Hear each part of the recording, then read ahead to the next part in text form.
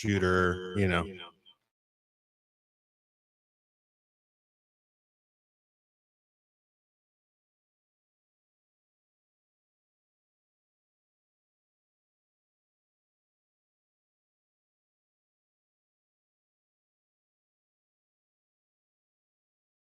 Buddy, but yeah, we got the best of the best. That means I get to be in here with you great people. Yeah, it's a beautiful thing.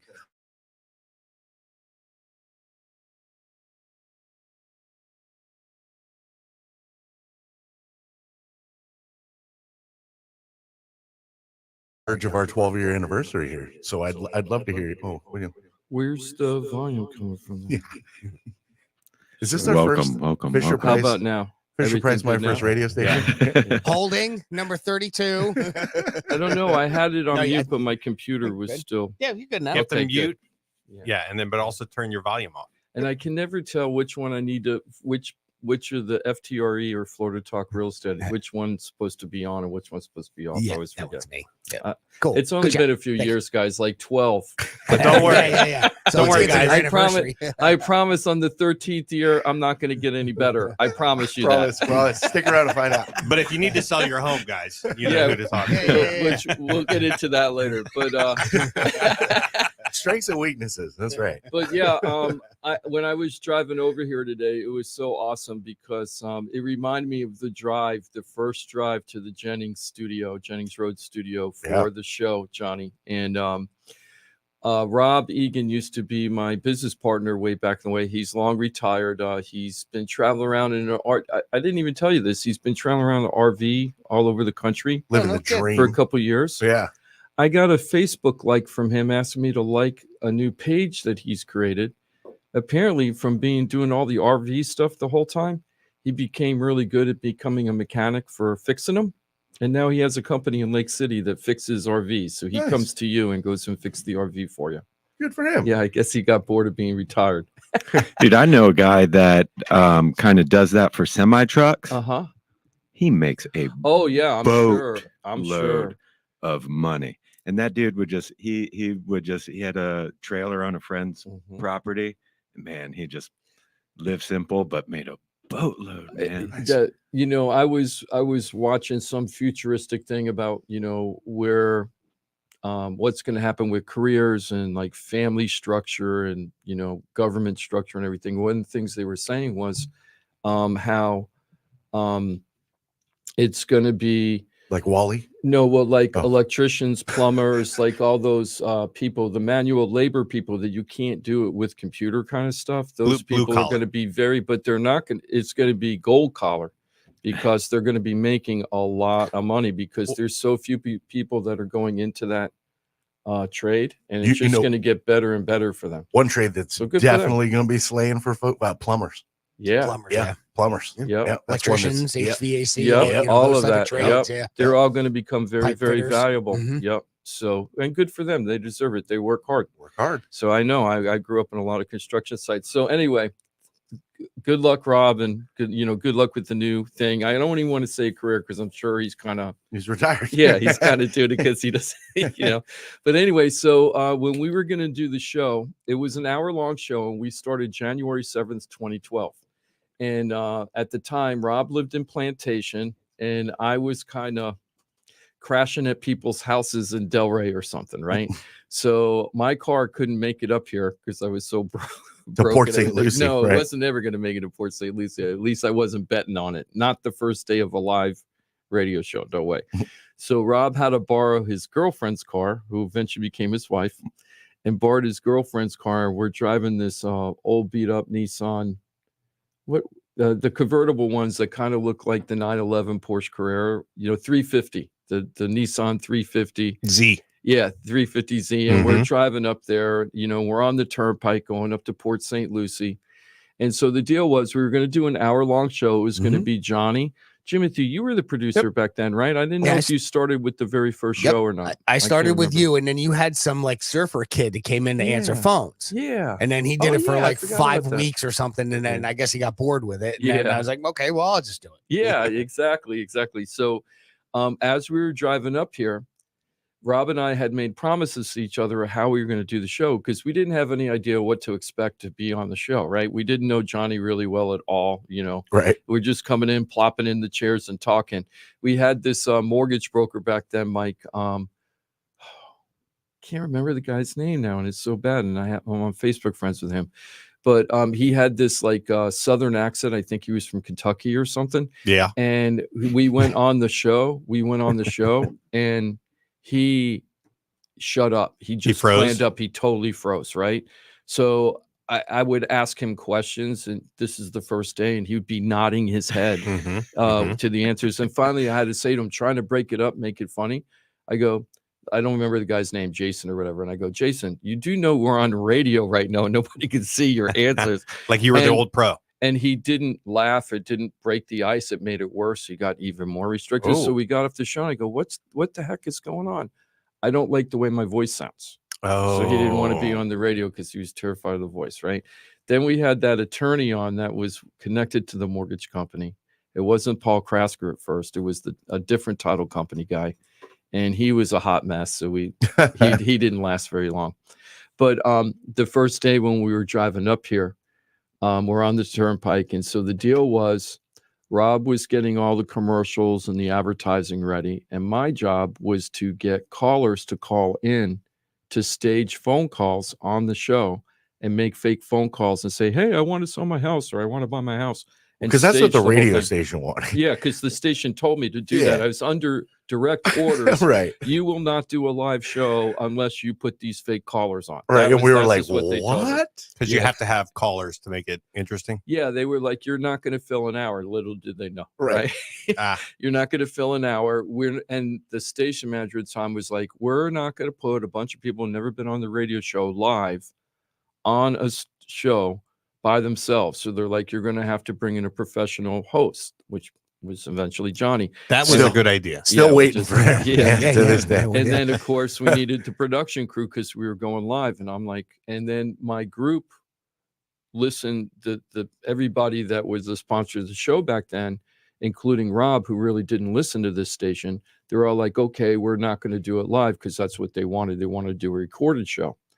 And I was like, I don't want to sound like a vitamin commercial or whatever else has been on radio early in the morning on stations. I don't want to be that. I want to sound just like the Love Doctors. And back then it was Josh and the Home Team and Real Radio Nights and all that stuff. And I was like, I don't even want the audience to know that this isn't a professionally produced iHeart radio show. I just want to do it the same way everybody else is doing it.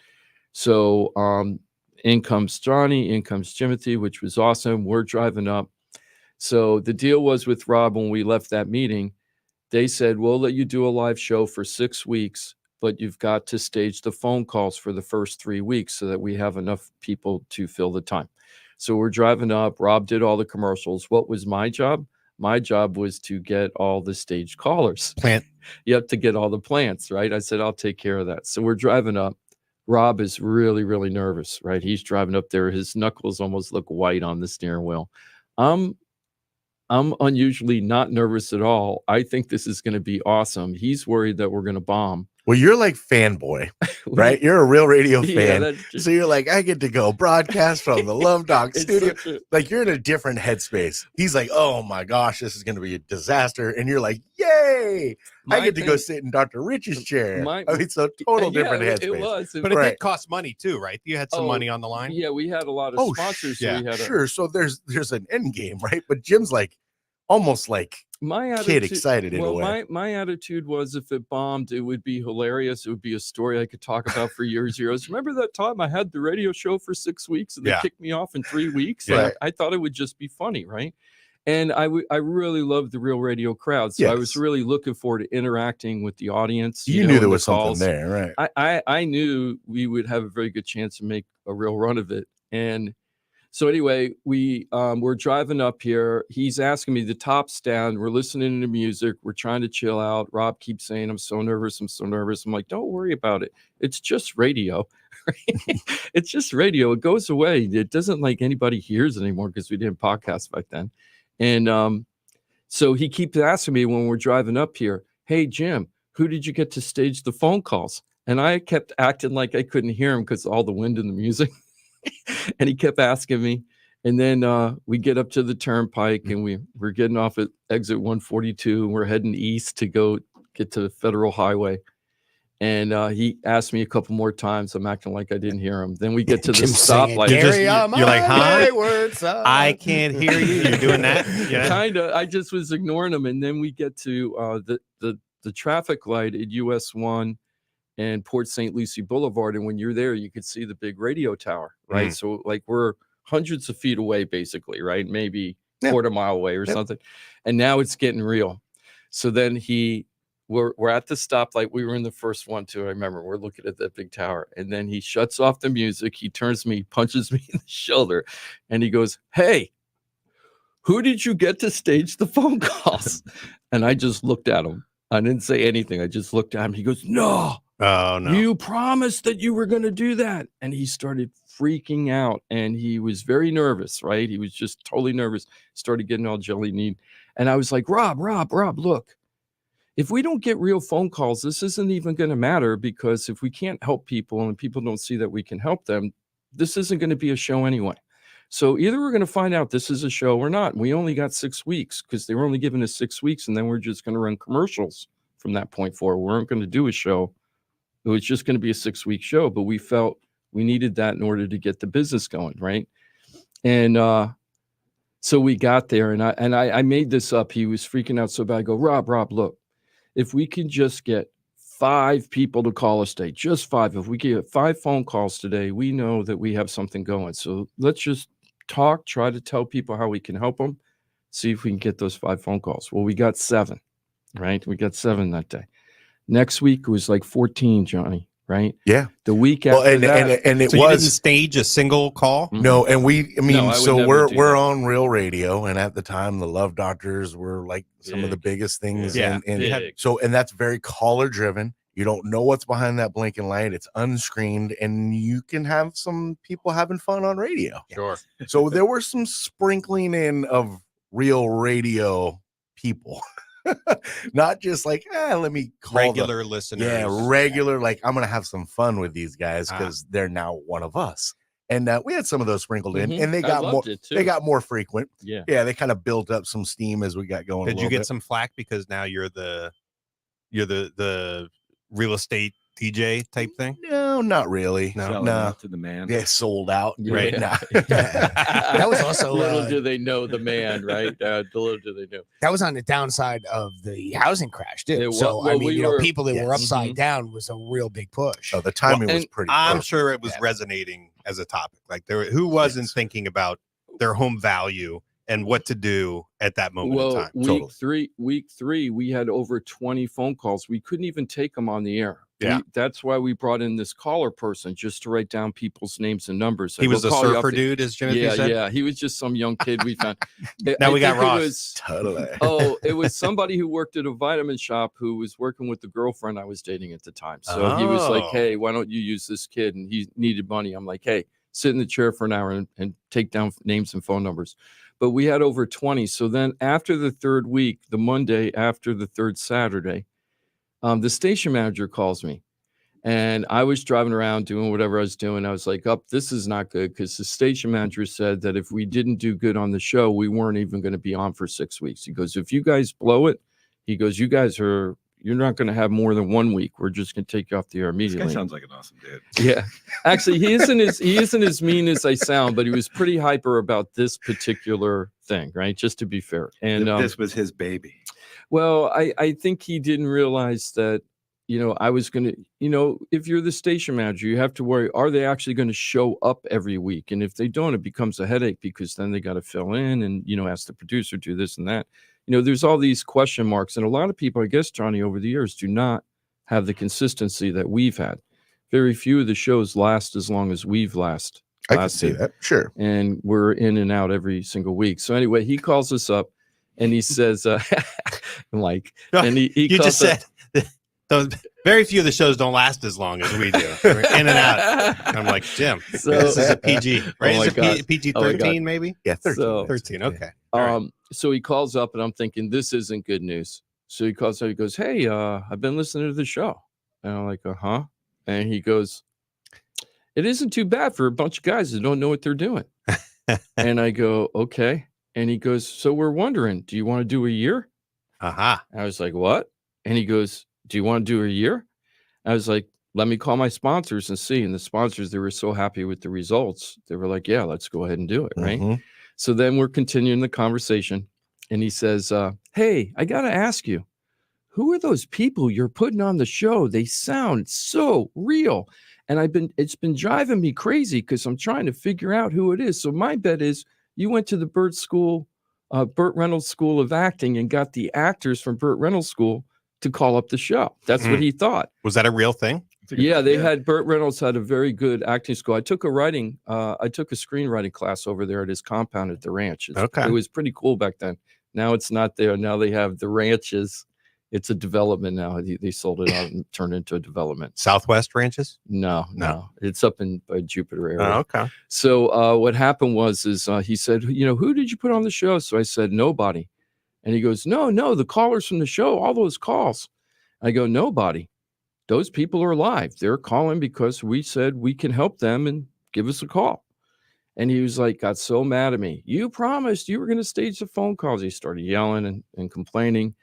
And I actually cut him off at one point. I go, look, I go, I know I lied to you, but I'd rather lie to one person than to lie to the whole Real Radio audience is starting off the radio thing with a bunch of lies. I'm not doing that. I'm not making things up. This is a real show. It's called Real Radio.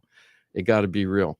And that's how we started the show 12 years ago today. Wow. Tomorrow, January 7th, 2012. Helped a lot of people over those years too. Gosh. Yeah, with a lot of different things. And even now, I was thinking we're helping so many people now, Mike.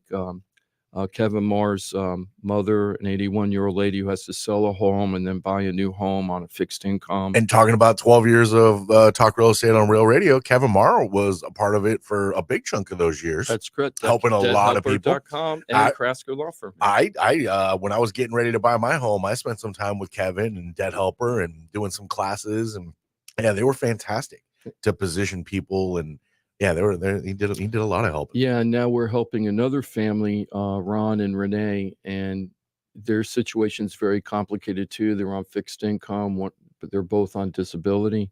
They're trying to sell a house and then move into a multi-generational home. Nice. A lot of moving parts to it. Mike's heavily involved in it. Ross is going to be involved later. And the advice that they were getting at the beginning was very, very risky for them, I felt. So just having this show for all these years and learning so much from this whole team, including the Krasker Law Firm and Trident Title and everybody else that's been on the show all the years. Remember Matt Miles, My Safe Home Inspection. Oh, sure. We had a bunch of moving companies on here. And we've had so many people, AJ Holman, the appraiser. And it's been so great having everybody on. And this year, we're going to have on way more hosts. One of my guests, one of my commitment this year is we're going to have way more guests this year, which I'm really excited about. So thank you, everybody, for supporting us for all these years. And we can't do it without you. So even if you don't have real estate needs, which is the lifeblood of how we can stay here on the show, even if you don't, if your friends or family members have, please think of us and call us. And even if you don't have that, one of the ways you could support us is by liking our Facebook posts, our YouTube channel, subscribing as a follower, so that the rest of the people can find out about us. So thank you so much. Oh, yeah. Subscribing and just cramming the like button as much as you can too. It really does help out. I know you may not get a sense of what it does, but it just boosts the appearance for the page. That's Florida Talk Real Estate on Facebook, YouTube, and of course Florida Talk Real Estate is a .com, your one-stop real estate shop. Buying a home, selling a home, stuck with a home, you don't know what to do. We've said for really 12 years now, you got to go to people that are great at what they do. There's plenty of people that are very good at what they do, but I have a team of pros. These are people that are excellent at what they do, and they work cohesively together at Florida Talk Realestate.com. What do we got on that blinking light? C-Ron. Oh, yep. C. Ron Allen. C. Ron is on, and now we have him on the air. C. Ron, welcome to the show. Hey, good morning, C-Ron. Well, thank you. Good morning, gentlemen. How are you? Hey, I'm doing great, C-Ron. It's always great to hear you, and it's so great that you're calling today on the 12th anniversary of our show, C-Ron. Because congratulations, Jim. Thank you. Now, C-Ron, how long have you been running the Knights of Pythagoras Mentoring Network? Knights of Pythagoras Mentoring Network is in its we're approaching our 33rd year. Now we're KOP Mentoring Network, may add. But people still call us Knights of Pythagoras Mentoring Network. But you know, Jim, 12 years is a long time. Let me just say this. Two things. What people don't know about James DePaula, as I know, he is a determined son of a biscuit. And when he digs in, he's going to accomplish anything he wants. So, and by the way, Jim, let me also say, I don't like the way my voice sounds. That's why I had a career in journalism, print journalism. So, well, C-Ron, you know what I say? I have the face for newspapers and the, wait, what do I say? I have the, face for news and the. I have the face for newspaper. No, I have the face for radio and the voice for newspapers. Oh, that's what I have. I always used to say, Mom. Everybody used to say I had the face for radio. Turned out I had the body for it too. That's a good one too. I like that one. Yeah. Well, I have all three now. And I'm going to add the body part. But C-Ron, the reason why I'm so happy he's here, other than to talk about his long-term venture, which puts mine to shame, right? 33 years, God bless him. But C-Ron was a big part of my past career because I was a journalist for 18 years, and C-Ron and I worked at the Sun Sentinel. Don't hold it against us for being journalists for a long time. Thank you. And so C-Ron and I have known each other for a long time, and it's so great to get reacquainted again in our different careers, if you will, and your passion, and then trying to merge them together. I really want us to really promote and I'm so happy that I can just call it KOPMN, but it's much easier, much shorter. It is, but I was always very proud of myself. I finally learned it because it took me a while to say Knights of Pythagoras Mentoring Network. It took a while for me to learn that. It's funny. We've been called so many things. Knights of Pythagorean. Yeah. So, C-Ron, tell me what KOPMN actually does, and then I want to talk about that great event that you were able to have the kids do last week. Sure. Thank you, Jim, for having me on the show. So, KOP Mentoring Network is a nonprofit organization that for the past 33 years now have been using non-traditional means, non-traditional tools, and I'll explain that in a minute, to help prepare our young people ages 7 to 17 for life in our global society. We have a lot of people who say, okay, they'll teach a kid how to wash his hands after using the bathroom or before eating, how to open the door, etc. We go a step further. We use programs such as kayaking, horseback riding, canoeing, guest speakers, field trips, exposure. We do those to help prepare these young people, many of whom have never and would never have had this opportunity had it not been for this organization. We've taken them to 3 presidential inaugurations. Awesome. We've gone to the governor's mansion in Tallahassee. Back when Governor Bush was there, we were honored with the Points of Light Award. So we took them up there for that. We've done a lot of college tours. We've taken them to the Essence Music Festival in New Orleans, it was a 10-day road trip where we stopped in different states and visited college campuses and other points of interest. So we use, again, things that is just everyday thing. That's why I say it's non-traditional. And we use that to prepare them for life. It's pretty amazing. I remember when I first found out about these programs that C-Ron was doing. I was a reporter. I didn't know, even though we were associates and everything, I didn't really know about the program until I saw him in a parade with the kids for downtown Delray. And then I saw C-Ron, the kids were in a, I don't want to call it a band. Was it a marching group, C-Ron, or was it actual band? Actually, they were the color guard. Color guard, that's right. Right. We had the flags, the rifles, and we led the parade. Yeah. And I was like, wow, I didn't know C-Ron was involved in this kind of stuff. And it just grew and grew. But, it was so impactful because at the beginning, this thing started out very, very small conceptually. We just want to expose kids to things that will open up their world to them so they understand there's a big world and they can do whatever they want to do. Sure. And some of the quote events they were starting at first, because we're going to talk about a more elaborate one in just a second, was as simple as getting these kids to go from Atlantic Avenue and 95 to Seacrest, basically in Delray, and get them from there to the beach. Because these kids had grew up their whole life 1.5 miles, 2 miles away from the beach, never put toes in the sand. Right? So C-Ron's group is out there, and a lot of them, and when I asked C-Ron about this is 30 years ago, but I was asking C-Ron, the kids felt because of the color of their skin, they weren't like welcome at the beach. So C-Ron's like, had to go, no, this is your beach too. This is your city. You come out. And just even that, how powerful is that? Right? Just to sad and very powerful. Yeah. I recall through the Rotary Club at Delray Beach, and this had to be probably 91, 92. The city had the 4th of July festivities downtown. I mean, on the beach. And that's when they had the fireworks.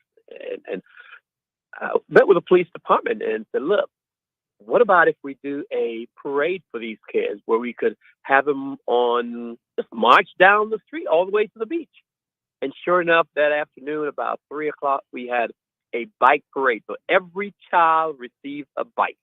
Awesome. And we decorated the bike, and we had a parade from the police station all the way to A1A on Atlantic Avenue. Then that was the first time many of those kids went east of Clinton Avenue, which was the unofficial dividing line in the city of Delray Beach. Later on, we had a sand sculpting contest, and that became, for many years, the sand sculpting contest on the beach was just a fun activity for the kids to do on 4th of July. Abraham, C-Ron, we talked about Abraham the last time you were on the show. Abraham's like 24, 25 years old. I met him when he was like 12, 13. He was founding I'm sorry? I said, yeah, absolutely. Yeah. Yep. He just wished me Happy New Year. So Happy New Year, Abraham. He was a young kid. He had a very impoverished beginning, I guess is how you would say it. Hardworking family, but very overwhelmed. And he went out and this is the important part about KOP, is that he didn't take the college route. Not everybody has to go to college, and that's one of the things that KOP is about. It isn't just going to college, although that's important if you want that dream for yourself. They're going to try to make it happen. But Abraham, he ended up getting his trucking license, right? So he's out there making a really, really good salary right now, and, is out there and really happy. And, who knows what would have happened. I'm sure he told me that a lot of his friends are either not alive now, or they're in prison, or had major problems. Right. And now this kid's only 20 something years old. He's running around doing his thing. So, and good for him. He gave a large part of that to KOP. So this group is really, really important. So if you're hearing this and you're getting motivated, it's like, wow, I want to be involved in helping that. All you got to do is just call our hotline, 888-973-7828 at floridatalkrealestate.com and check us out. C-Ron, I want to talk about the event last week, but where can they go on Facebook to reach out to you guys directly? Certainly, they can go to our Facebook page, which is just KOP Mentoring Network. Try to keep it simple, KOP Mentoring Network on Facebook or Instagram. As we speak, we are in Riviera Beach. We've been here since very dark early this morning, where we're doing a community cleanup. We work very closely with the police department to change lives. The police, they come in and they'll do the weeding out of the drug dealers and the other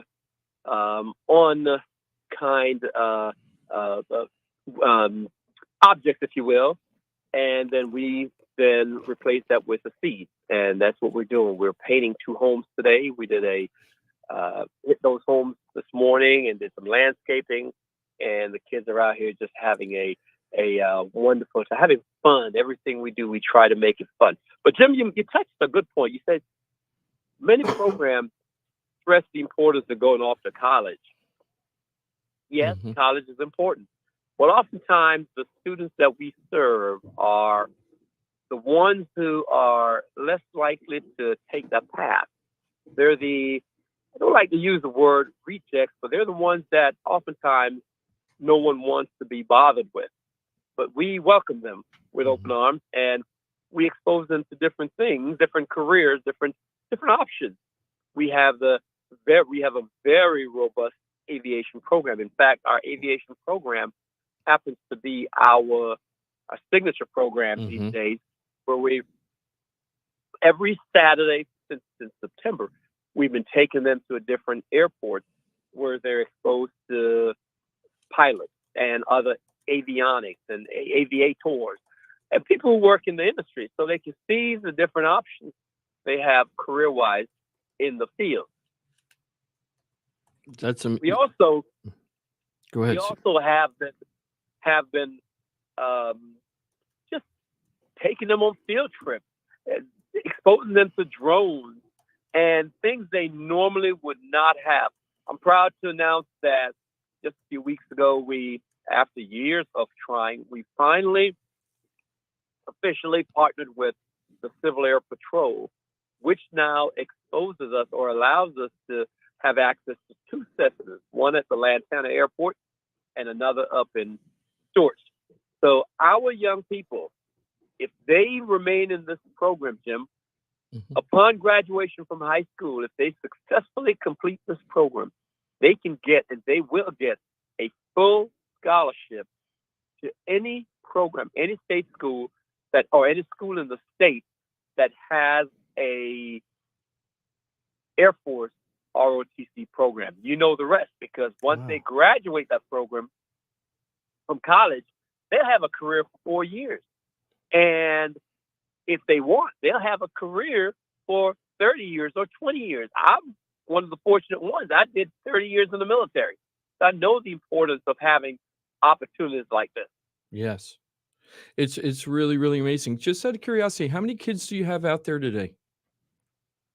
I have 6 kids here today. We have about 17 in the Azoria Estates from Riviera Beach. We have another 15 in Delray, but we have 17 in Riviera Beach. Just a few days ago, we finished up the blues camp, but I'll tell you more about that later.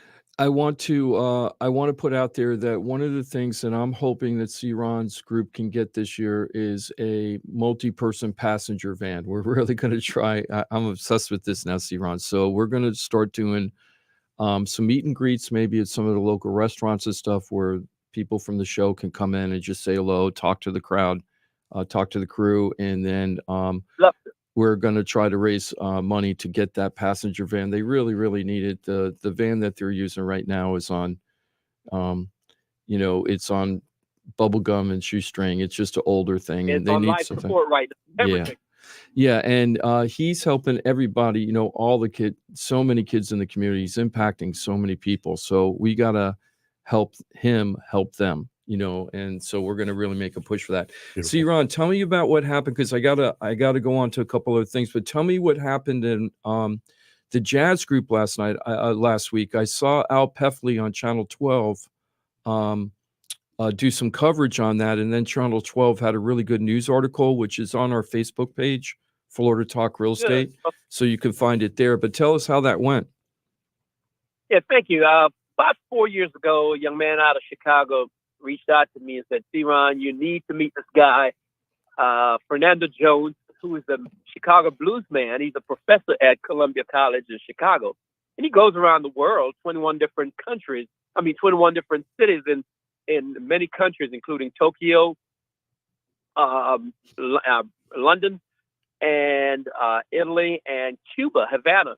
He does these week-long camps, blues camp, exposing kids to the arts. And I went up with the intent of hanging out with him for a day to see what he get a sense of what the program's about. End up staying for a week. I was so impressed with how he was able to get those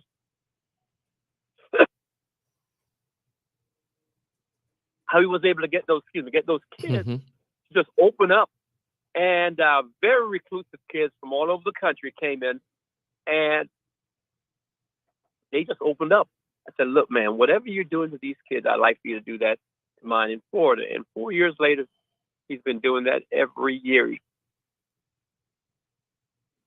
comes down during the winter on the 26th of the month, 26th of December, and he does 5 days of camp. So during the day, the kids learn about the history of blues, and they learn of different songs. And later in the afternoon, they perform at a different venue around the county. This year, they had the honor of performing for passengers heading out on the Jimmy Buffett's Margaritaville at Sea in Riviera Beach. They did 1 day at a senior community center in Riviera Beach, and also at Azora Estates, which is a community housing complex. But these kids never heard of blues, many of them, and came in and just, again, learned this art, form of art, and just had fun.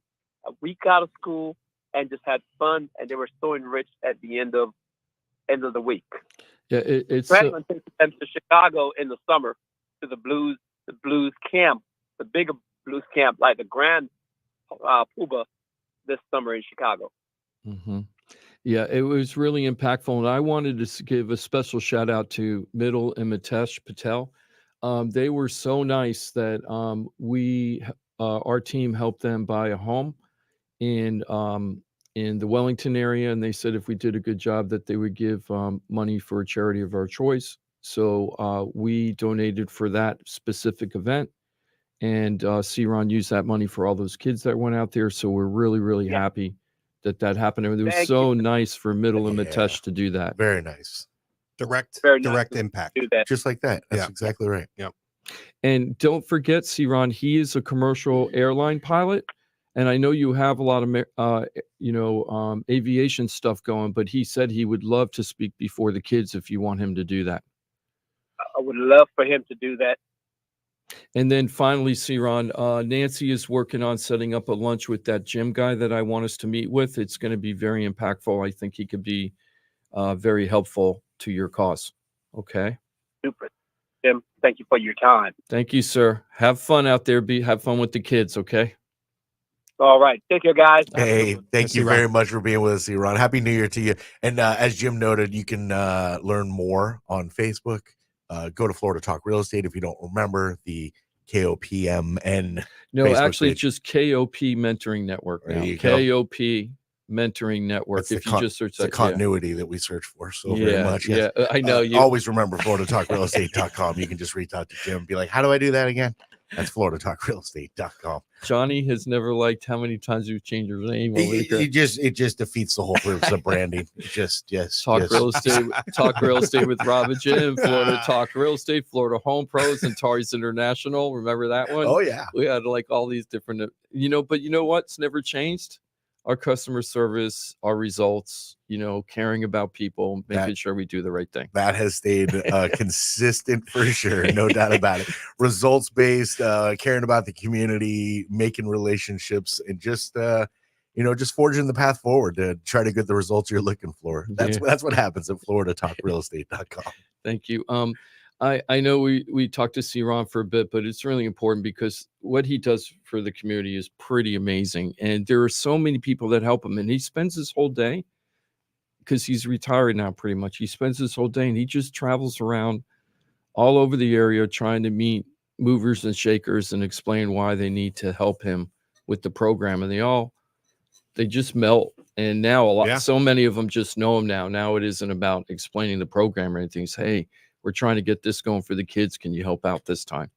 Well, he doesn't just say it; he lives it. So it's easy to get behind when you feel the passion. He's had 8,000 kids go through that program over the 33 years or something like that. So he's very special. That's a very special gentleman we just listened to. And even when you asked him how many were I guess currently. I mean, it's in the teens, but do that every cycle. And would you say 8,000 kids that he has basically mentored, or through the program has mentored. I mean, it's pretty amazing, and a very simple but impactful mission, which is open up their eyes.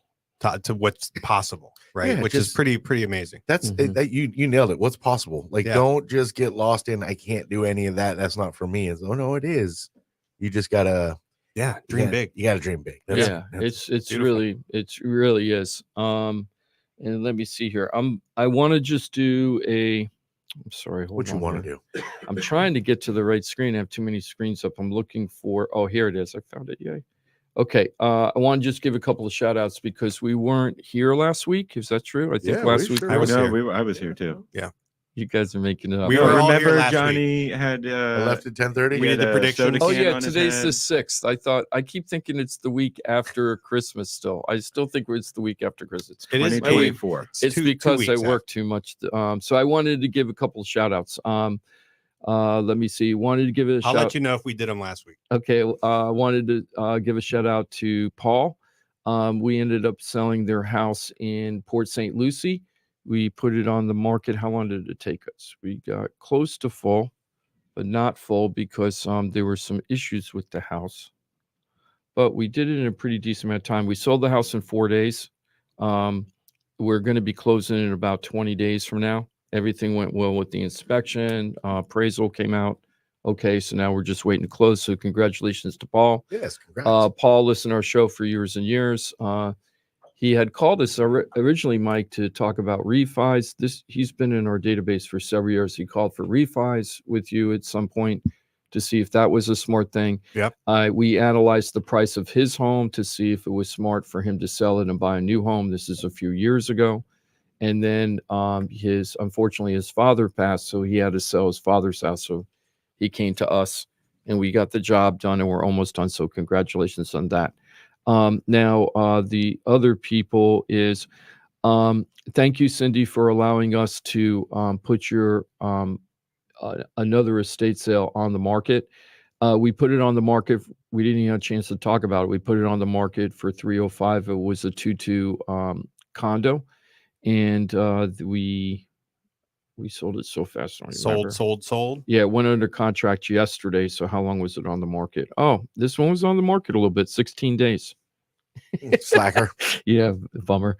Right. So Jimmy's like, wow, what did you do wrong with that one? Right. Really? Compared to yours. 16 days. Jeez. We got near full asking price on it. The roof is older on this one and it's a little dated, but we got the job done. Want to say also congratulations to April and Joe. We sold their home that's over on Lake Clark, and not in Lake Clark Shores. This is Lake Worth Beach side of Lake Clark Shores, but we sold their house, and congratulations on that. And let me see here. Hold on. And thank you, Peggy and Carl.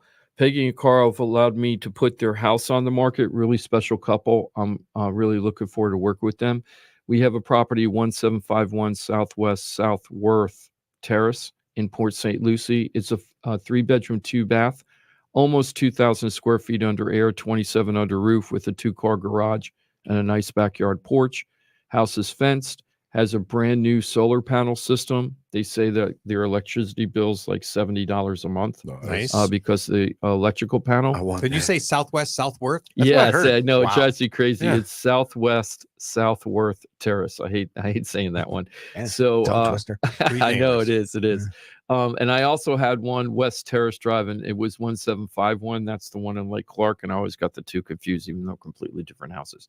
So their house is on the market, Southworth Terrace in Port St. Lucie, 3-2, 2,000 square feet under air. We have it on the market at $400,000. So if you're looking for a 3-2, there's room for a pool if you want to put one in there. Really nice, light and airy house with an open floor plan. It's got a couple skylights, which makes it really nice. Really nice sized master bedroom in that, and a really it's probably 300 square feet back porch that's screened in, which is really nice. So it's cool. You go out there, have your cup of coffee or have a cocktail at night. It's pretty nice. Put a hot tub on that patio. Yeah, you could actually. You could do that. Yeah, no problem with that. Is it a time machine too? I would like it to be, even if it isn't. I want it to be. Let me just do one more. If you could just bear with me. Southwest Southworth. Can't get out of my head. Thinking like Southwest Southworth. I know. When he said it, I was like, well, he said it right. Yeah. Like it all came out right. It's just, that's a mouthful. Now, is the South there an S, or is it SW and then full? It's spelled out SW. South? It's SW and then spelled out Southworth, and all one word, not two words. Right, so again, it makes it complicated. A couple other shout outs. Reminds me of my last name. Ron and Renee, thank you for hiring us. We're going to be selling their house and then helping them buy a new home. Mike is working on the mortgage for them right now. Oh, nice. Military vet, Ron. Yep. Oh, yes, and thank you for your service. Yep. Yeah, great couple. Really looking forward to helping get their house on the market, which we hope will be on the market next week. I turned an offer in for them yesterday on a house they want to buy. We'll see what happens with that one. And finally, last but not least, thank you, C. Paul, for hiring us to look for a piece of land for him. He's looking for a 5-acre to 10-acre piece of land. He got burned. Oh, this is really important. So this guy's from Kentucky. So a Keller Williams agent in Kentucky found me and asked if we can take over his deal. Now, they had used another Keller Williams agent earlier, and C. Paul found a property, went into contract. It's a cash deal. His money was wired into the title company, ready to be released to the buyer, the seller. And at the last minute, I don't know who the title company was, but at the last minute, the title company felt like the deal was fishy. So they tracked down the owner to talk to him on the phone. And the owner's like, I'm not selling that property. So you almost said the owner, lost. not the seller. Were they not the same person? I'm sorry, the seller, yeah. And so the owner's like, I'm not selling the property. So they had a fake seller. Oh. They had a fake seller, and they were just about to wire the money. And this is with land. Yeah, vacant land. And it was cash, obviously. I wonder what it is. And it was hundreds. I don't want to get into the numbers, but it was multiple $100,000, multiple. Wow. Right. So he almost lost everything. So now he doesn't trust anybody. Right. And who could blame him? Right. Yeah. Now, welcome to Florida. We're #1 in mortgage fraud, identity fraud. Right. You said the title company caught that at the last second? Title company caught it. I don't know what was fishy. He didn't get into it. But so now when he was talking to me, and this is a very common thing. So then when we were talking, because the agent found me, talked to me, he's like, yeah, you're the guy. Got me to see Paul, but see Paul wouldn't tell me anything. He wouldn't tell me his budget. He wouldn't tell me what he was using the land for. Was it going to be a commercial deal, or was he putting a house on it? How big of a house, so that we can compare to the rest of the neighborhood, so he doesn't over improve. You don't want to over improve your property. And he wouldn't really work with us at all about that. So I had to have a tough conversation with him and basically say, I gave you a lot of information. I analyzed the property that you're looking to buy. We've shown to you that it's about 30% overpriced, right? The property he wanted to buy. We did a video to show you why, and we did all this stuff for you. All we're asking is that you make a commitment to work with us full time. And he didn't want to do that. So I said respectfully, I appreciate that. No hard feelings here, but we can't work with you because we work with a lot of people, and we got to know that you're with us just as much as we're with you. So I did what's called the takeaway. And then 2 days later, he called me back. And I told him, I said, I don't have any hard feelings. I'm not angry with you, but you got to agree to work with us or we can't move forward. Yeah. And if you find out that all the things I told you could happen to you do happen to you, and you go, oh, Jim told me that was going to happen, come back to me. I'll take you in with open arms, right? Yeah. No problem. And that's what happened. He came back a couple of days later. He's like, I watched your video very carefully. I'm ready to turn in an offer on something. Yeah. And so we turned the offer in yesterday. So I got my fingers crossed. So that's actually instructive for real estate agents. Well, there's a lot of instructive there about, land deals and things like that. But just with the last thing you just said, Jim, which is sometimes agents have a hard time having that conversation, which is, hey, I'm committing to you. And technically, you don't get compensated unless you close the deal, right? So you're basically all of your work and effort is done with the expectation of some sort of pay at the end of it. So I'm committing that to you. My time, my expertise, my efforts. All I want is a little commitment from you that I'm your guy, right? Or I'm your gal. And with buyer's agent, Mike, there's no fee, right? Yeah, so all you're doing is making an agreement saying, I want to hire you full time to go find my property. So there's really no fee involved for the buyer side now. So it's also very easy to shop if you're a buyer You could potentially, I could be talking to 10 different agents if I wanted to. Right. Yeah. Why would you ever do that? It's kind of crazy, but I want to put a little asterisk to what I just said. Okay. Because anybody well read, they're going to start talking about that antitrust lawsuit that's been around all the other places. So there's a big bunch of antitrust lawsuits going around, billions of dollars in potential fines that are being floating around right now, billions and billions. It's all about commissions. Yeah. And it's all about the commissions. So when, it's all about who pays the commission. Right. Exactly. It's about who pays. So when I say that the buyer isn't paying any commission, that's true. But according to these antitrust lawsuits that came out, they feel that that's misleading because they feel that the buyer is paying for that commission anyway in the price, right? In the price the seller set. Because the seller's saying, hey, I got to pay a buyer's commission, so I'm going to raise my price for that. So in the antitrust lawsuit, it was determined that realtors really can't say that the buyer that the commission isn't affecting them because they feel the seller's adding it into the price. There's no out-of-pocket expense. There's not an out-of-pocket expense, but it might be built into the price of the house as a consideration of the buyer's agreement. So it's very complicated right now. It's the price really, of the house is what what somebody's willing to pay. Well, I haven't got into this because it's very, very complicated and nobody really knows everything that's going on yet. So I'm letting it unfold still until I'm ready to talk about it in detail. What I don't understand is how it started. The industry. Like how did it start? Like who's the one that was so butthurt over something that they got this ball rolling?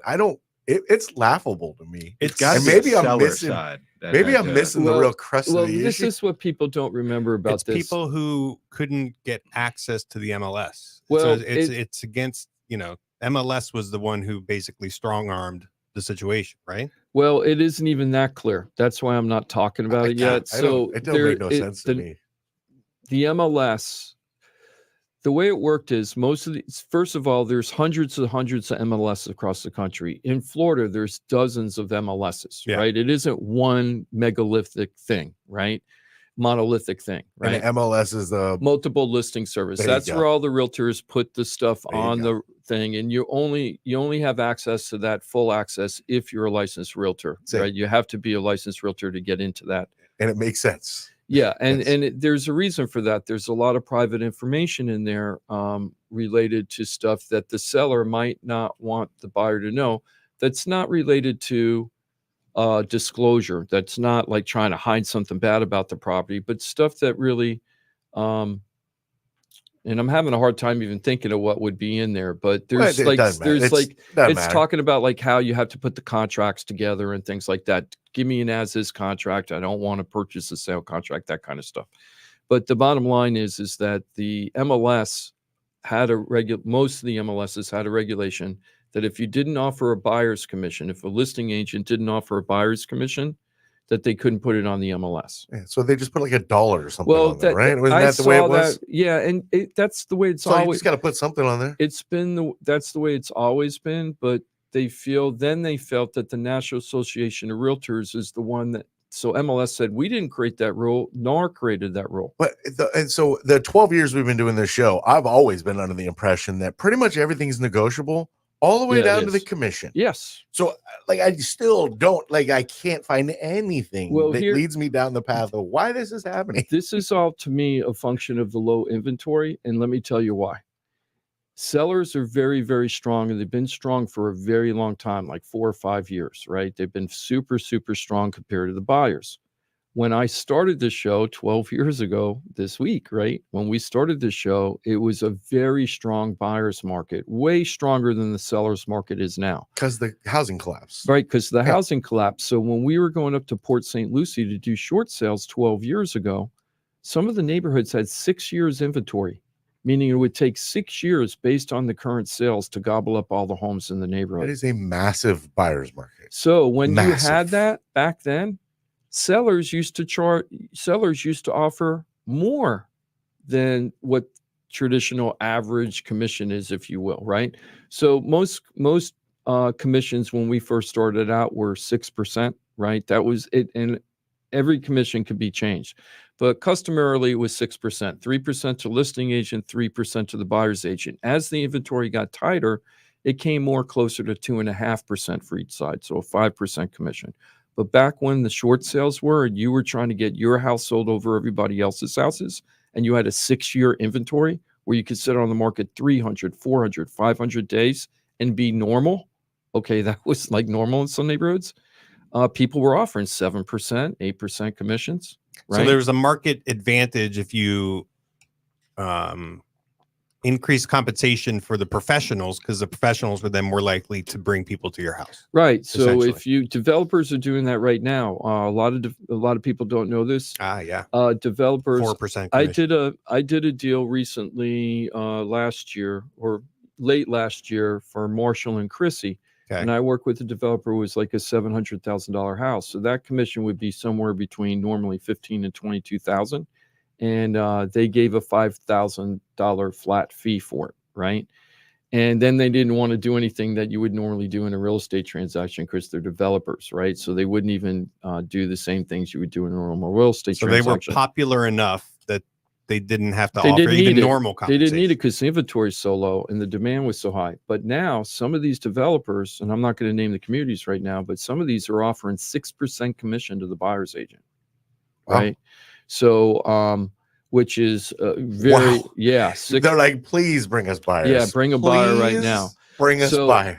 Even though that I know that sales, I don't think sales are collapsing for them, but I don't know why they did this, but it must have slowed tremendously and they were worried. Now with the interest rates going down for 9 weeks in a row, which we're going to talk about in a little bit, that they might have a different change, but they will change their commissions based on how strong the sales are. I'm suspecting some of these new developments that you're talking about are working on other phases that are popping up and still finding the inventory on some of their earlier phases. And they're like, we have to kickstart something here. And the thing is, they're willing to take less, but they don't want the housing prices to come down, right? Because they're like, so we don't want to lower our prices because we just sold to people the past 6 months at certain prices. It makes it very complicated, but you can maneuver it in other ways, exactly. You can offer a commission, or you could give upgrades, give away upgrades, sure, right? That you wouldn't normally have done. I see them working.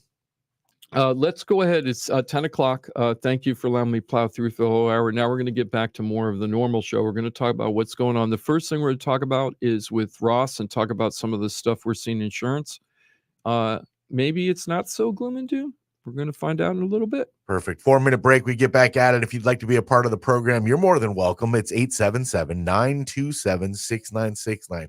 That's a toll-free number. Jimothy will line you up with your questions, comments, concerns in the world of real estate or what we're getting involved with. Of course, if you're not comfortable on the radio, always remember you have access to the entire team. I'm talking pros.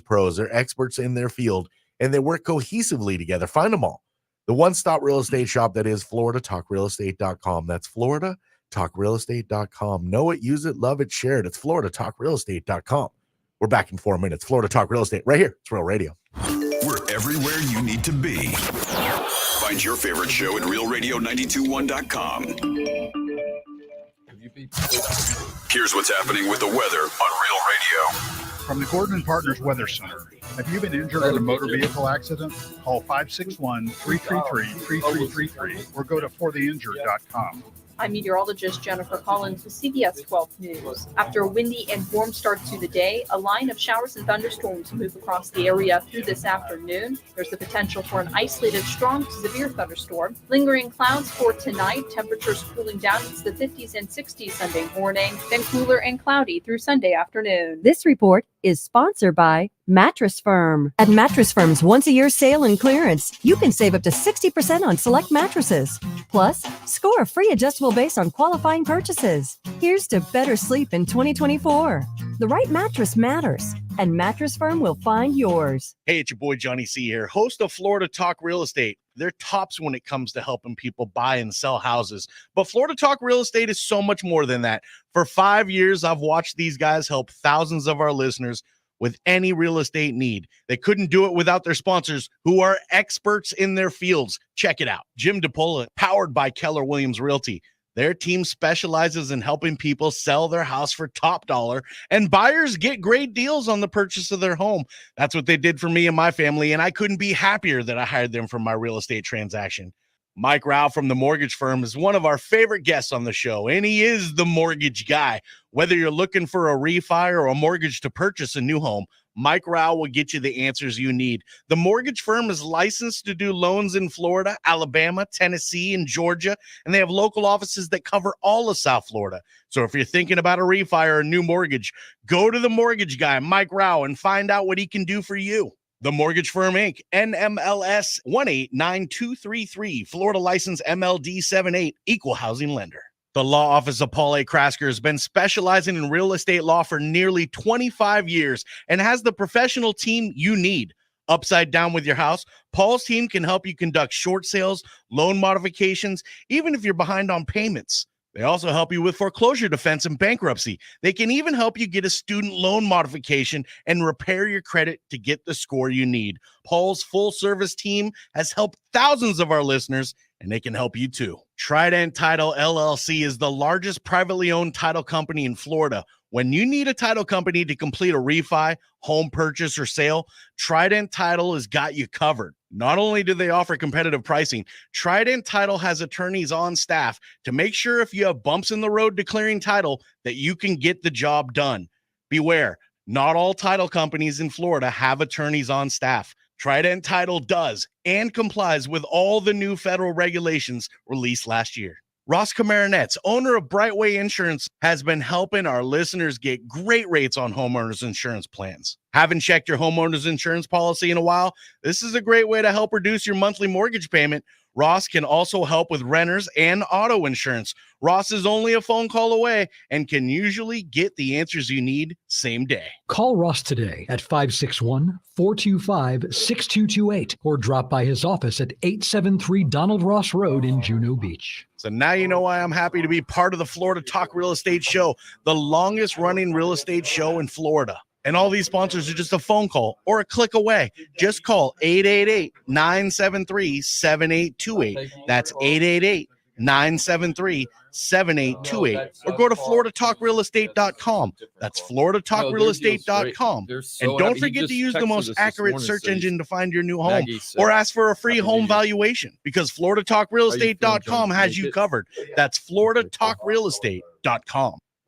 The Anajar and Levine Accident Attorney Studios. Have you been in an accident? Call Anajar and Levine Accident Attorneys at 1-800-747-FREE. That's 1-800-747-3733. Real Radio 92.1 is WZZR West Palm Beach, an iHeartRadio station. Listen on your free iHeartRadio app for all your music, radio, and podcasts. Free never sounded so good.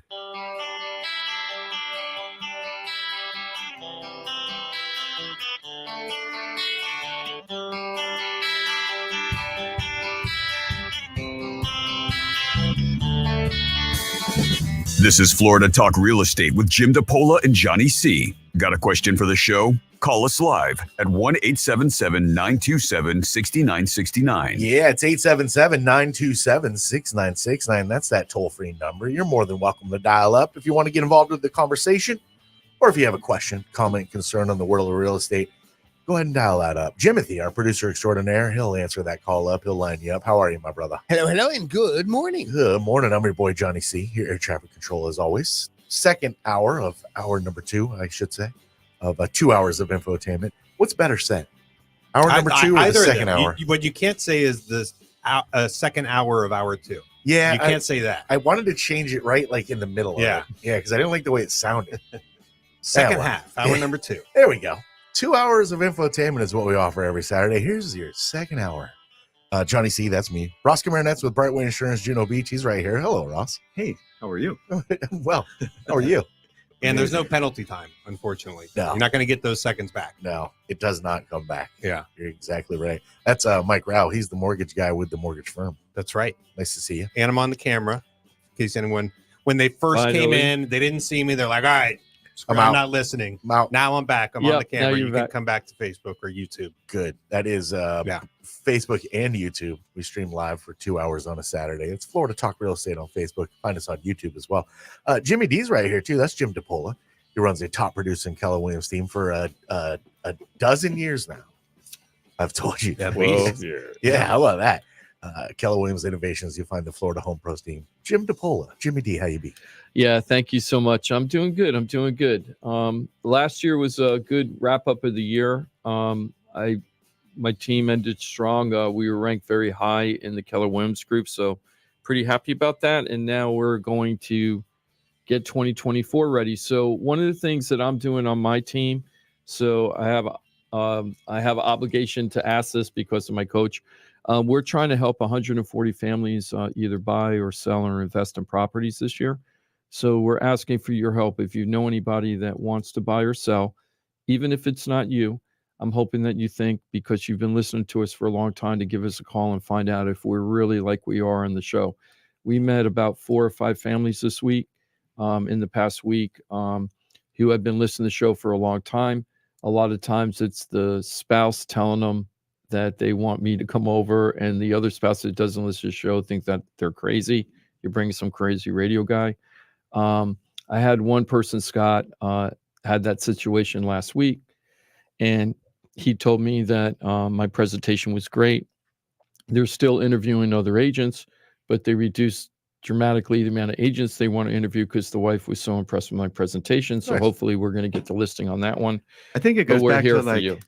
This being a real show, a live show, as opposed to a recorded show where you're kind of just a pitch the whole time. Because if it's a recorded show, that's what you're doing. You're kind of pitching about it's a sales, a sales thing. Like this is kind of whatever podcast you were sitting around. We're just kind of conversation, talking about some real estate and, trying to help people So I think when somebody goes, well, I heard this guy on the radio, and they haven't heard it, they think it's that, it's an infomercial basically. Yeah. And that's exactly what I didn't want this show to be when I started. I wanted to be real. We've always been real. If the market's not good, we tell you the market's not very good and why. And when the market's getting better, we tell you. We try to find out if there's scams going on. We let you know about the scams that are happening. Don't get scammed, right? If there's ways to save money, we try to figure out ways to save money, and every cycle's different. Some of the times it was a great time to refi. We pushed refi, not because we were just trying to make money, because it was a good time to refi. And we wanted people to take advantage of that. When Ross had ways to give huge discounts to homeowners, some of the times it was based on, back then it was gap insurance. And there was another thing that we were doing. Third nail a lot. Third nail, which is restrapping the house properly. That saved people thousands of dollars in their insurance policies. And then the third thing was, there was a period during the show where the the insurance was pretty high. And then it went down, and it was kind of like nobody really knew it was going down. It wasn't in the news a lot or anything like it is now, going up. But Ross was our canary in the coal mine. And we called him the backdoor man. Yeah. Backdoor savings. Yeah, that's right. We used to say, hey, if you want to get a reduction on your mortgage payment without paying for refi costs, this is a great backdoor way of doing it, because back then you could save $100, $150, $200 a month on your homeowner's insurance. I just had that conversation. I'm talking to somebody about a refi. We got a preliminary quote from Ross and his team. And I told her, I said, listen, you could get this savings, which was several $100s a month. You don't have to refinance to get those savings, right? So if that's all it takes to get your budget, like, because this is kind of like a budget-based conversation, like this person is refinancing for budget purposes, monthly payment. And I said, you don't have to refinance. Now, she's also looking to do cash out or whatever. So it kind of tilted it. But I had that conversation. I said, listen, so there are opportunities.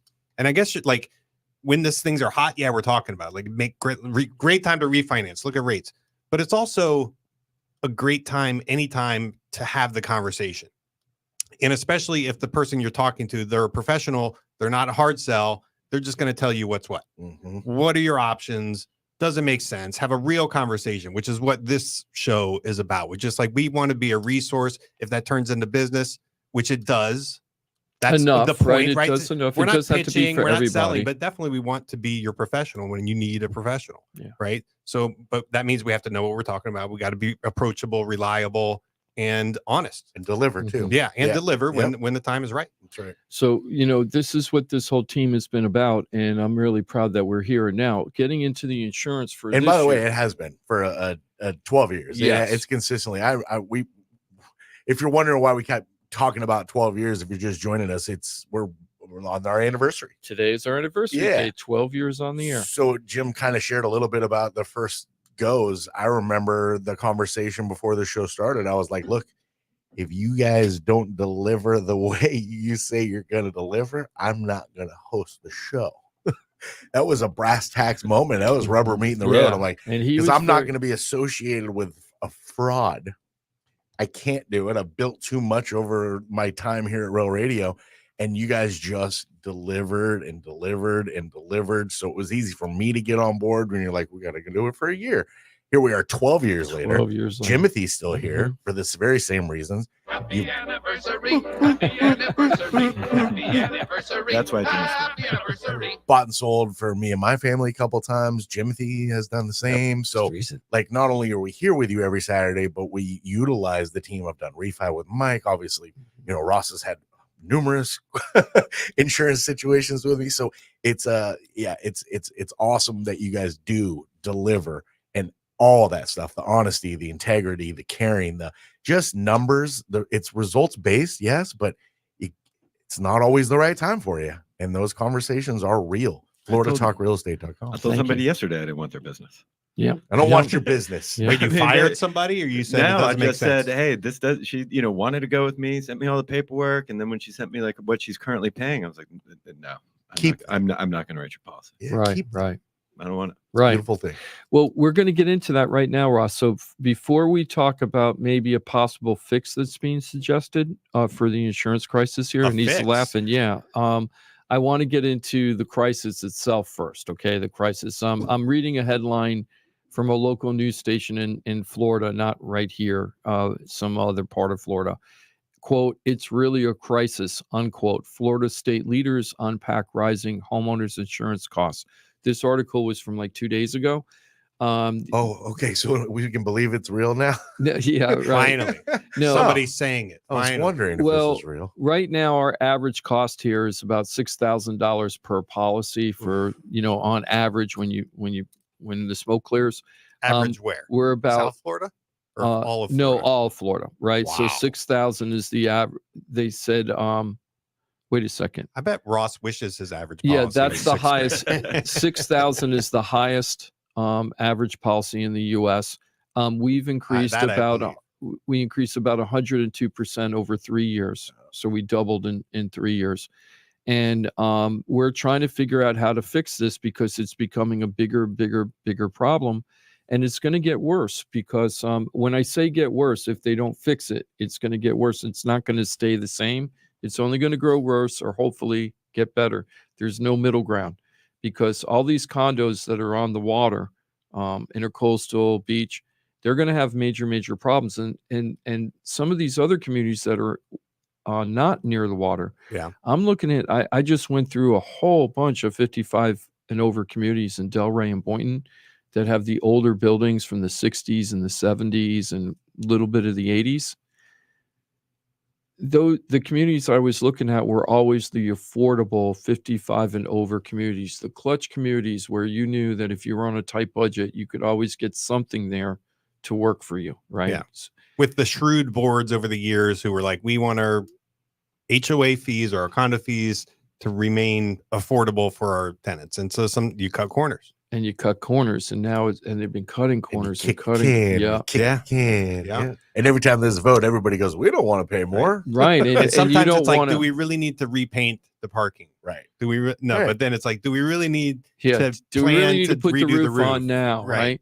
So some of these communities, their condo fees are going up from $500 a month. I saw one go from $500 to $1,250 a month, and they're not doing anything to the buildings. This is just increase the cost for everything, like inflation, if you will. Well, a lot of the time they weren't insured properly.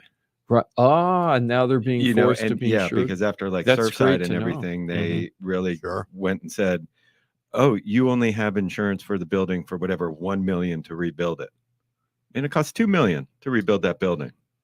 So now the insurance companies are just kind of catching up and saying, "You need to increase that coverage because one of the things is you got to have replacement costs." And I think the mortgage industry was kind of leading out that particular problem because there is like statute that requires the associations to get an assessment every 3 years, an appraisal, like a commercial appraisal, to calculate the insurable, replacement cost. And you had to do that every 3 years, but a lot of communities put that off. And then the insurance companies would basically write the policy based on what they had, and then maybe some like gradual inflation every year, right? Like it would slowly step up. And the mortgage industry at some point was like, wait a second, we're not writing loans in condos where the insurance isn't even per Florida statute, right? It's not sufficient. And so for years I've been dealing with that. Like, what's the replacement cost based on?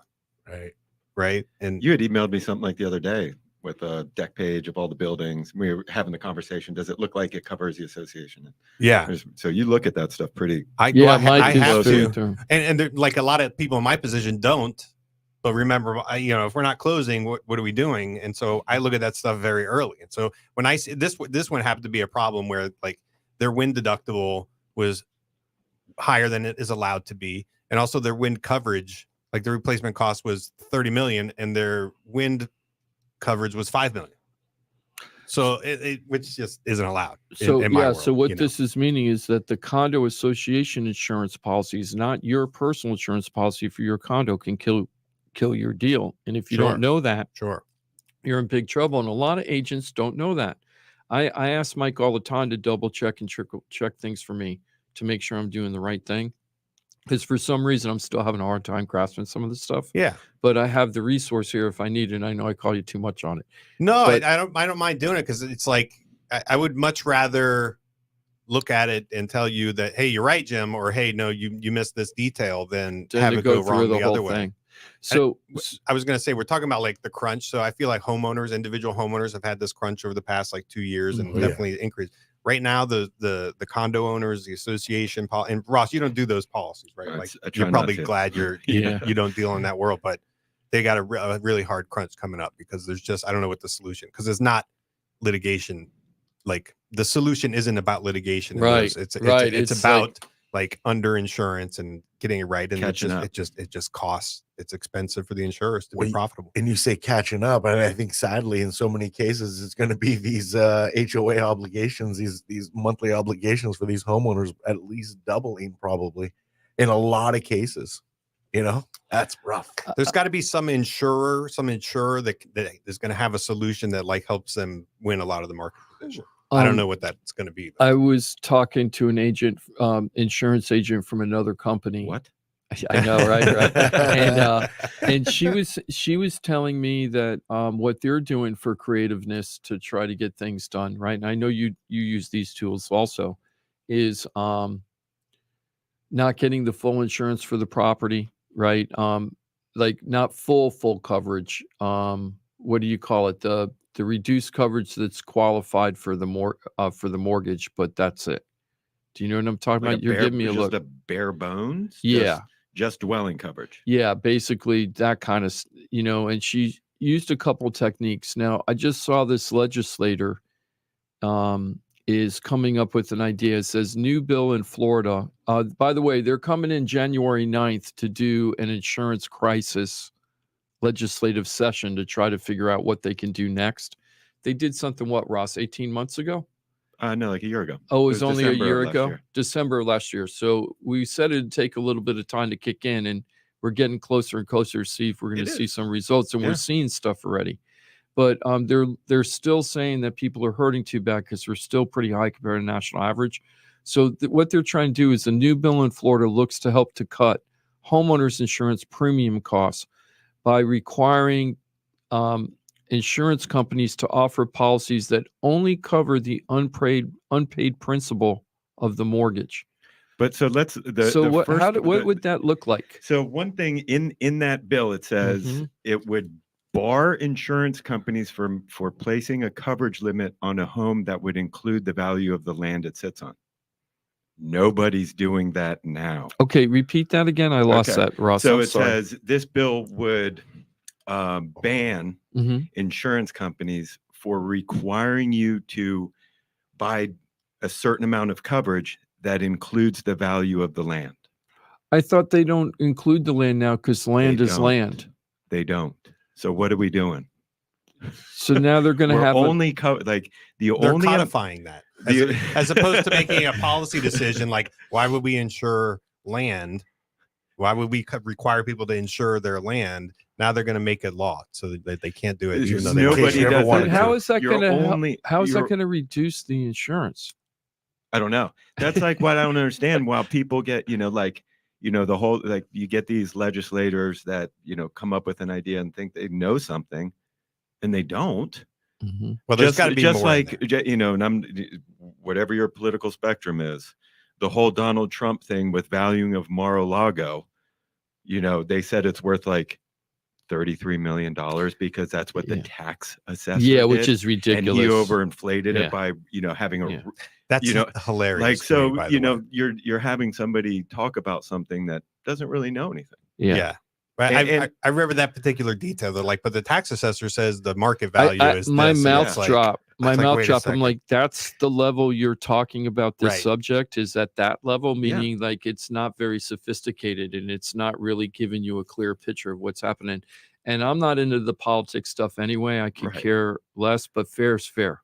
Right. Well, I'll tell you what, is when I saw anything 33 million about real estate, you're like, you understand that is that could you imagine whatever the property appraiser says has no bearing on any market value. The way you even though they call it market value. Well, Mar-a-Lago is going to be a little different because it's a unique type of property. It isn't like it's not a home, but it's huge. But the bottom line is when you're doing single family home, and here's a little tip for you. This is what I always do. If the house is assessed at $200,000, I'm timesing it by 1.4 to 1.6, usually 1.6.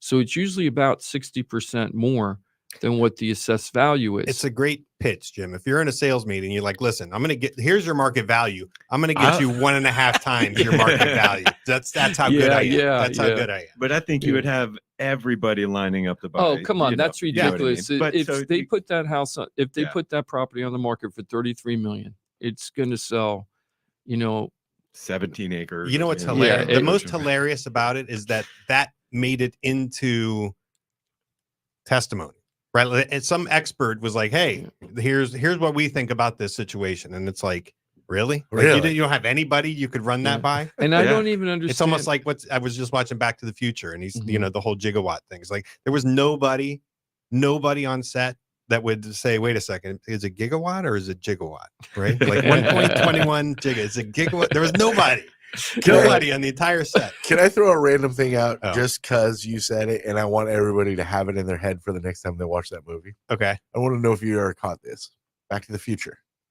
So before he goes back, they pull up to the mall. He's on a skateboard, Marty McFly, right? Yeah. There's a sign for the mall there. It's the Twin Pines Mall, right? I think I've seen something's Easter egg on my brain. It's a good little Easter egg. It's fun. A bunch of Easter eggs in that movie. So when he shoots the DeLorean and he goes into time, there's that. Remember, he parks behind that sign. Right, it was the future development for the Twin Pines, right? Because so when he shoots through, there's two little pine trees, and the DeLorean wipes out one of them. Oh, when he goes back, it's there. It's the Lone Pine Mall. Oh, that's so cool. Yeah. That's cool. I like that. Yeah, I didn't know that. Cool. Yeah, so he wipes out that little pine tree. Now it's a lone pine, and then it's the Lone Pine. So, it is hard to rewatch that and not think about all of the little things that would have changed, right? If the one little decision changing the future, but anyway, still a fun movie, still a great movie. All right, but I mean, even if they pass this law, right? Let's get back to you the only future. have to cover your mortgage balance. That's just called forced place insurance. At the end of the day, that's it. All you got to do is cancel your voluntary homeowners insurance, and your mortgage company will buy that policy for you. Well, what I don't get, and maybe I'm wrong about this, and maybe conceptually I'm off on this, but let's just say you had in the article it says a $400,000 house is a $200,000 mortgage. And so they want you to insure it based on how much is owed on the mortgage. But what happens if the replacement costs are higher than the amount you owe on the mortgage? Exactly. Right. Like who thinks that this would be a good idea? Right. Right. You know, I okay, and just then like- now, so your replacement cost is 400,000. Mhm. You only owe 200,000. Go more extreme. You owe 50,000. Okay, you owe 50,000. Right, So now you have a insurance policy for 50,000. Your house burns down, dude. Awesome, you paid your mortgage off. See, Right. what do you Right. got? Yeah, You don't can't have- rebuild your house. You got the Obviously, you don't land. have any money. I 'cause think this is You got the land, and Yeah. but then there's the cost of moving all the debris from it. No, it's the land minus- I think the tiny home lobby is behind this particular bill. Oh, yeah, Like, there you you can go. rebuild Yeah. tiny home. So what do you? So we have seen just last year was really, really bad at the beginning of the year. It was very depressing all summer. Then it seemed like we were starting to get but then I was it talking seemed, about this in 20. And let me also March throw, of let me 20. throw out there just on this particular subject. Most when you buy a home and you're doing the mortgage, a brand new mortgage, 30-year mortgage, maybe you did a low down payment, 5%, 3.5%, whatever it is. Most of the time, the replacement cost is going to be less than what you owe on the mortgage. Yeah. Right. Which is a benefit, right? If you owe 450,000, but it only costs 250,000 to rebuild the home because you don't have to reacquire the land. Right. It's a waterfront house with a 2,000 square foot, whatever. Exactly. It's a $1 million house. If you require them Right. to insure it for the mortgage amount, that's a problem. So I think the connection between insuring the home and what's owed on the home is like it should be a separate thing, and that's the way it actually has been because it makes sense. Right. Yes, the mortgage is tied to the home. That home is a security for the loan, but just because you have an event that causes a complete disaster doesn't mean the mortgage gets paid off. It just means you got to rebuild the home so that the security is still there. Exactly. Right. So they should remain disconnected. That's the only thing that's logical. So we did see some easing though throughout the year, right? Yeah. I So think tell I've me about that a little bit, and then what do you predict from your profession, for this year? Is there anything else in this bill that makes sense? I'm sorry. I know. I just No, when Jim said this to me last night, I don't was want just to get like, off the bill. Is there anything else in the bill that makes sense? There's a handful of proposed bills from different legislators throughout the state that are trying to do some things. Yeah, there's a handful of them. I don't know how many of them are actually going to get any kind of. All right, maybe I have to read the bill. Okay, I'm sorry. Go Yeah, ahead. I don't have a lot more, and he threw me, and it's a good thing, but he threw me for a loop because I wasn't thinking that way. So tell us what happened over the year, because I don't want to be making it look like we're just doing clickbait about everything's horrible, because it did get a little better. That's all that is. That's everything is just clickbait. I feel like. I know, as far right? as if you It's can like- mention the word citizens, Mhm. oh man, you'd want to put that right in the top line. You know, One of our guys, I was just saying, one of the guys in our office did a YouTube thing about condo hell or condo crisis because of the insurance problems. And he made like an 8-minute video, which I'm really happy Paul likes his Palm Beaches, Paul. But almost 1 million views in 3 days. Wow. From all over the country, because this is how big of the subject. People are interested in this thing right now. So you did see that And you had people more fall than for that clickbait all the time. yeah, too, it happens all the time.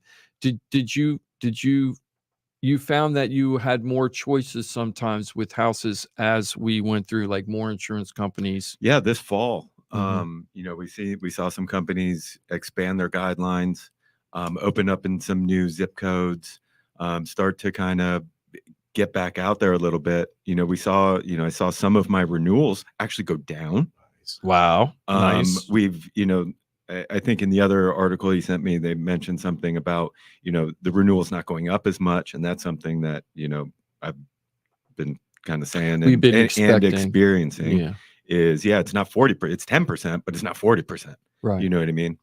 I just saw an article today that the 2024 reinsurance, Mhm. because that's really what drives a lot of the price. And reinsurance are the companies that actually insure the insurance companies, and they're really in charge. They're the Yeah. big dogs. I mean, not if the you think insurance about it on a companies. small level, if you're a renter, your landlord is buying insurance. Just think Mm-hmm. about as you're the homeowner, your insurance company is buying insurance. So with Mhm. that 3 layers, same Exactly. thing. Tenant, landlord, regular insurance company. If that regular insurance company increases the rates on the landlord, he's got to pass that down to you. So as the reinsurance has gone up for the insurance carrier, that's been passed down to the homeowner. So we've seen that's just an article where those prices are starting to stabilize, come down a little bit, Great. and actually have more capacity. So more capacity means more carriers can buy more in certain areas. And so hopefully, we'll see this continuing to happen. I've written probably 3 or 4 policies with a company that hadn't written a policy in 2 years. And starting to come back in. So, and they're competitive, and they're not just opening up and saying, hey, we're going to charge 50% above everybody else. They're coming in competitive. That was me, Mike. I hit my glasses on the metal. Oh, okay. I was like, sorry what was about that that. noise? That I've was never me heard that hitting my before. glasses on the metal. I shouldn't have done that.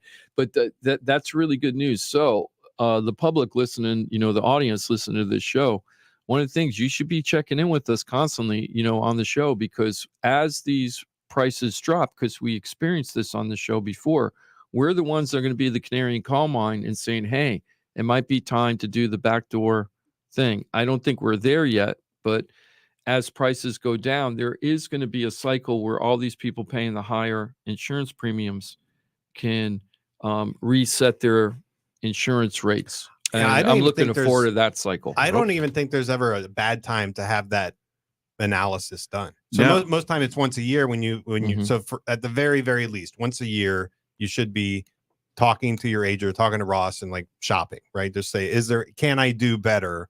I'm budget conscious. I need to be doing better. But you could do that anytime throughout the year. Yep. So I have a question for Ross. So let's say I got a policy, let's say 2 years ago, right?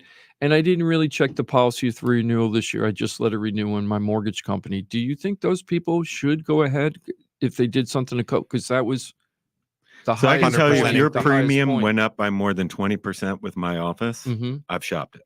Okay. So that's a good tip for anybody. I've already shopped it because a lot of people will email me and say, hey, my premium went up.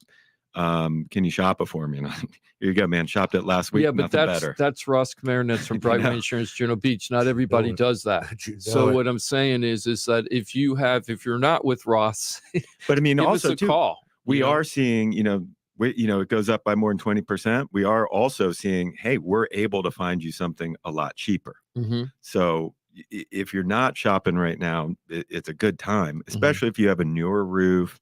If your roof is more than 15 years old and you're already with Citizens, then chances are there's probably not going to be anything better. But if you have an older roof and you're not with Citizens might be a better option for you. Right. But if you have a newer roof, right now is a good time. Yeah. What's the process like? I mean, do I need to send you a bunch of documents? Like, define newer too. No, like if I wanted to shop at Ross, what do I do? I mean, the most that I might ask you to send me up front, and I usually don't, is your current declarations page. But if you just say, hey, here's my address, how much is this? We're going to quote it, based on what we normally see on a wind mitigation report. It's not going to include hurricane shutters. So if you have a wind mitigation report, send it to us. We'll base it off that. But we'll also do kind of our premier and our budget quotes and explain the two, and then email it to you. That's it. And if you call me back and you want to, discuss them, awesome. Yeah. If you delete the email, you'll never hear from me again. Okay. It really is that It's- simple. yeah, it is. Sounds pretty simple. you're gonna- Sounds pretty simple. I'm I gonna know it's email simple. you. I was waiting to be like, oh, don't forget this, because No. I've connected plenty of people with Ross over the years, and Mhm. it's about that simple. I'll tell you It what is that inspections simple. I need, and if you want to send them to me, great. If you don't, then awesome. We're here to help you. If you need, call us back anytime. I stopped asking Ross if the person we sent him used the policy or not, because He's like, I don't know. yeah, he's like, if they, if I ask him to look it up, he will. But I don't even bother him anymore about that because he's so laid back on it. I give you the best information. If you want to use me, great. Yeah, Ross. And- how many times did you follow up after sending the quote? No. Hey, can I ask one more question on the Sure, insurance thing? please. Do we need to have somebody looking into the claims process between the insurance company and the reinsurance company? Do you know anything about that process? Are they like deny? No, or- I think it's a event trigger. so it just I happens. If think you make so. the claim, you get your Right. I mean, like, obviously, today an insurance company couldn't be like, oh, hey, we had a hurricane last night.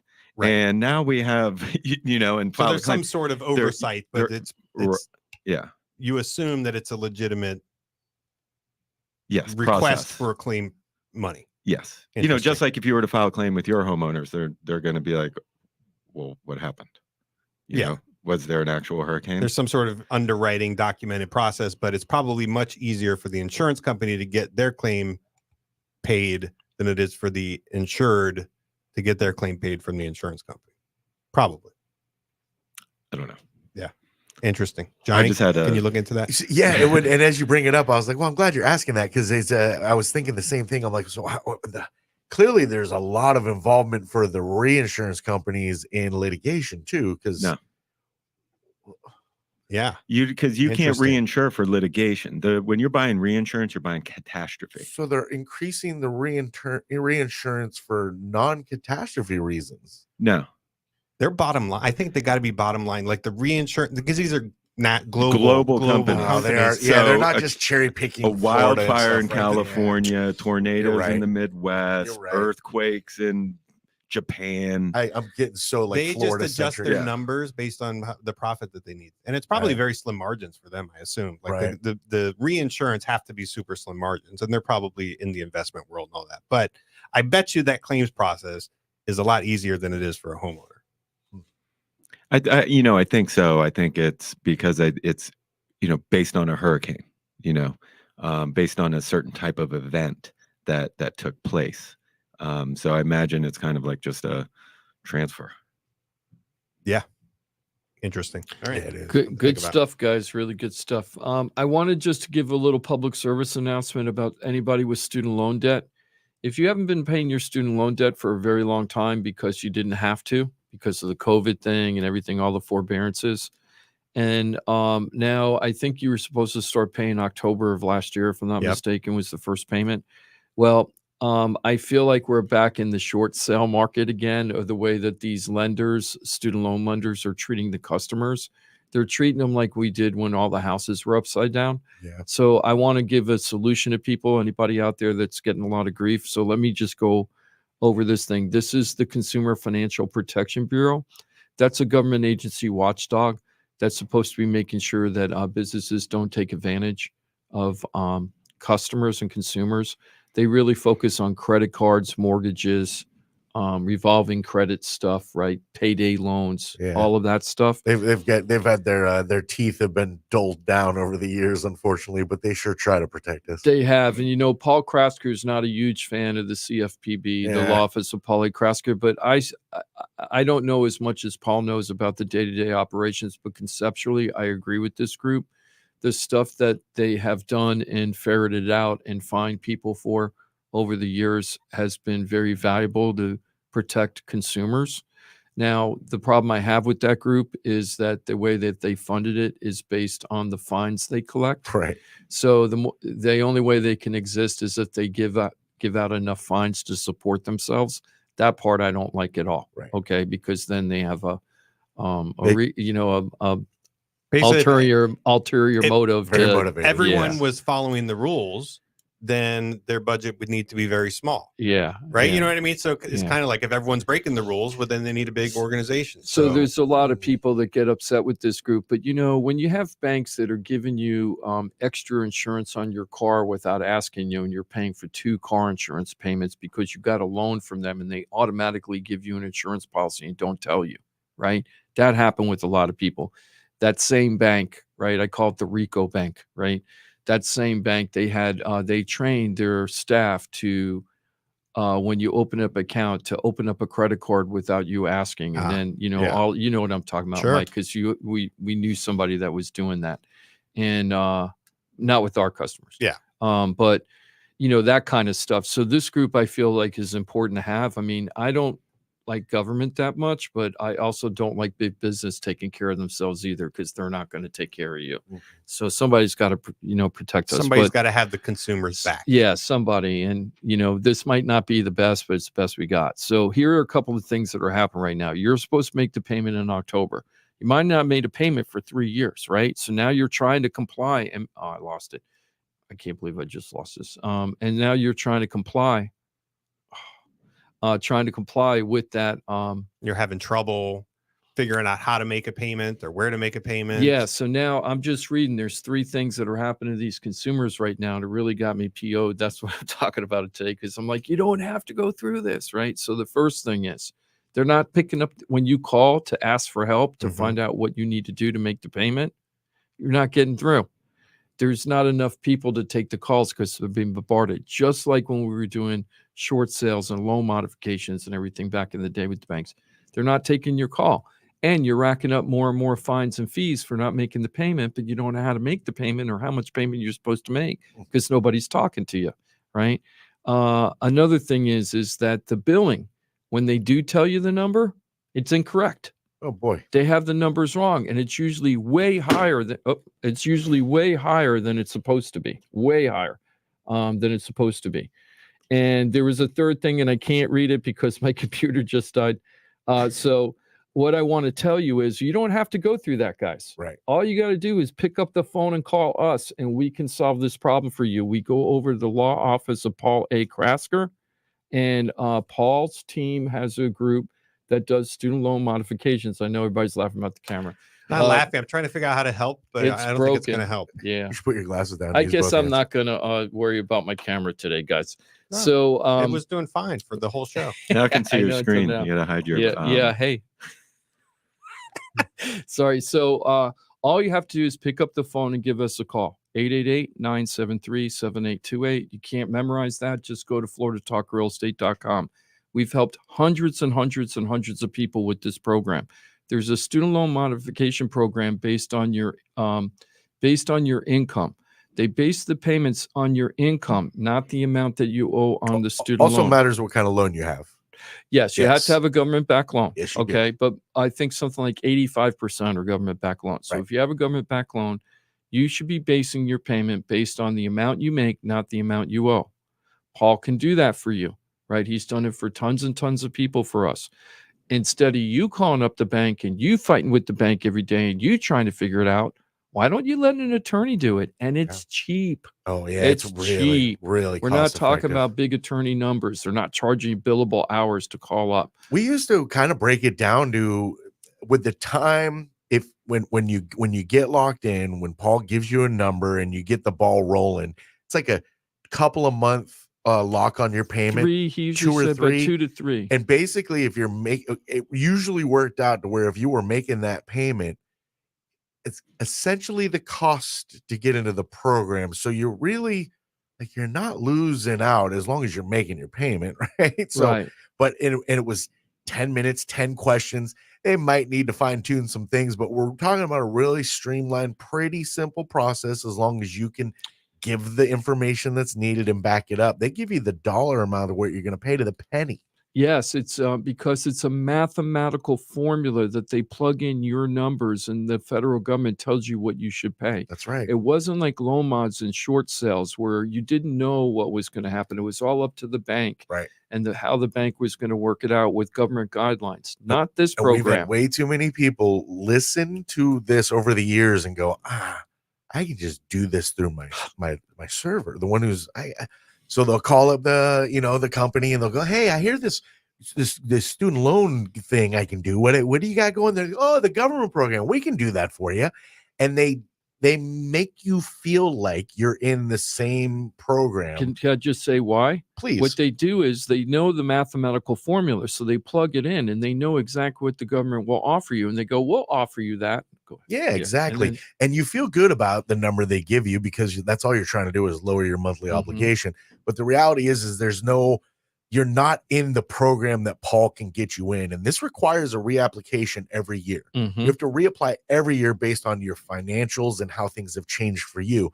So your obligation can change year to year, but it does require you to get involved every year. And if you go straight to your servicer, they're just going to give you the number you're looking for, but you're not changing much else. You're not getting the forgiveness. There's no forgiveness. The program involves much more than just your dollar amount. Right. It's more than just the monthly payment. And I'm going to give you our my favorite example, because I know it the best, but I know there's hundreds of people that have similar stories to this that have worked through us to get it. Bless you, Mike. Thank you. Amy and Daryl. Amy came to us. She got a degree. She was paralegal. Then she became a foster mom. So she became a full-time mom. She was paying something like $600 or $700 a month, I'm guessing. And this is like 7 years ago. And she came to us, and because she wasn't working, her payment went from $700 a month to $0 a month. She made no income.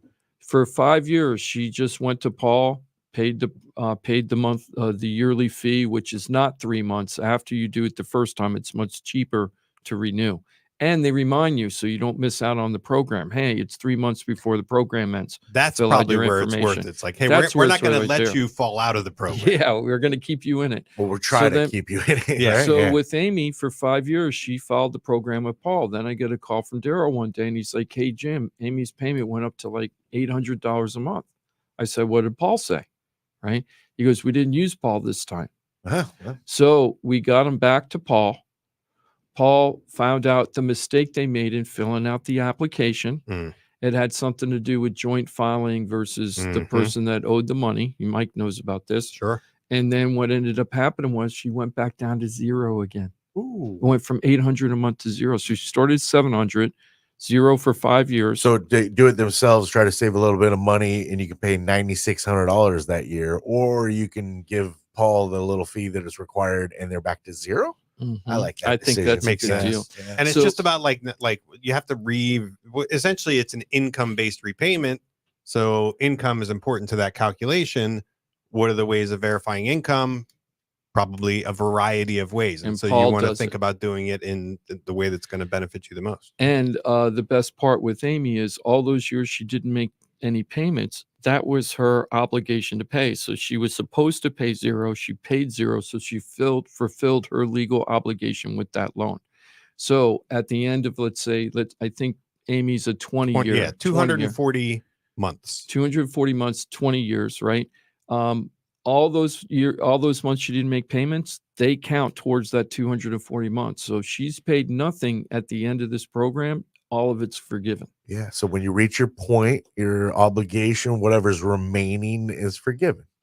That's phenomenal. So if you're stuck with student loan debt and you're thinking, this is a car payment, this could be half of my mortgage payment, whatever. Okay. Give us a call and let us see if we can help you. It's 10 minutes, 10 questions. Well, and it can change your positioning to buy a home. I mean, dramatically, Also which is that. why it's really, really valuable for this team. But even if you're not buying a home and you're just dealing with student loan debt, you can go this is not for to loans. FloridaTalkRealEstate.com and get This isn't about real estate. This is trust, trying to help people. And by the way, nobody in this room talking right now, the four of us, we're not making any money off of this, right? We're not making referral fees or anything. We're trying to help people. That's what this program's about. You guys aren't making any money? We're not making any money, Rossi. You making money? I'd rather not say at this point. No, definitely not. Makes you feel a little weird. I'm just going to go with no.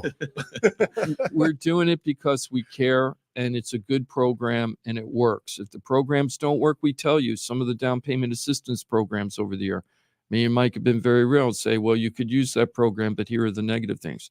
Then there's other really great down payment assistance programs that we promote. So please take advantage of that program if you can.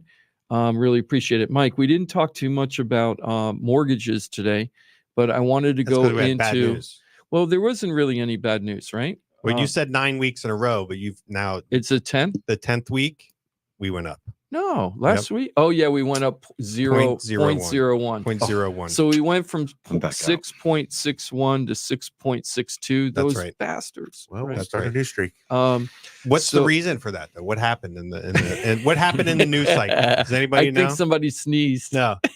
What happened in the news cycle for 0.01. real?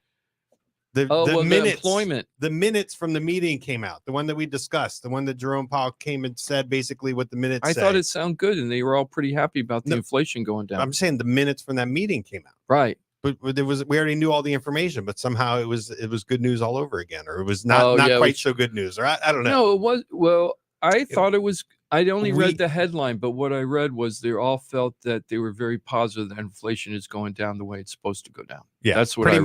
much pretty much the same thing. Yeah, which is like, well, we are watching it. We'll do what we got to do, but it seems like we're okay. Still don't understand this concept, Johnny. Right? It's not going to make sense. We're trying. One Johnny's day not we're gonna going to help figure. clarify. I know No, Johnny, not but at me all. and Johnny feel the same way about this. Okay, so we raise the interest rates to flatten out the inflation and get everybody to chill out and not spend so much money. Right. No, we And got them to everybody- spend money on their house and not on other stuff. Well, yeah, and now everybody is biting at the bit for us to drop the rates so that we can get back to, the good old days. But how is that not going to fuel the economy stronger? And we're going to be going into this up and down kind of cycle. I don't see how we're not going to go through that. I know what's going up right now is applications for credit cards.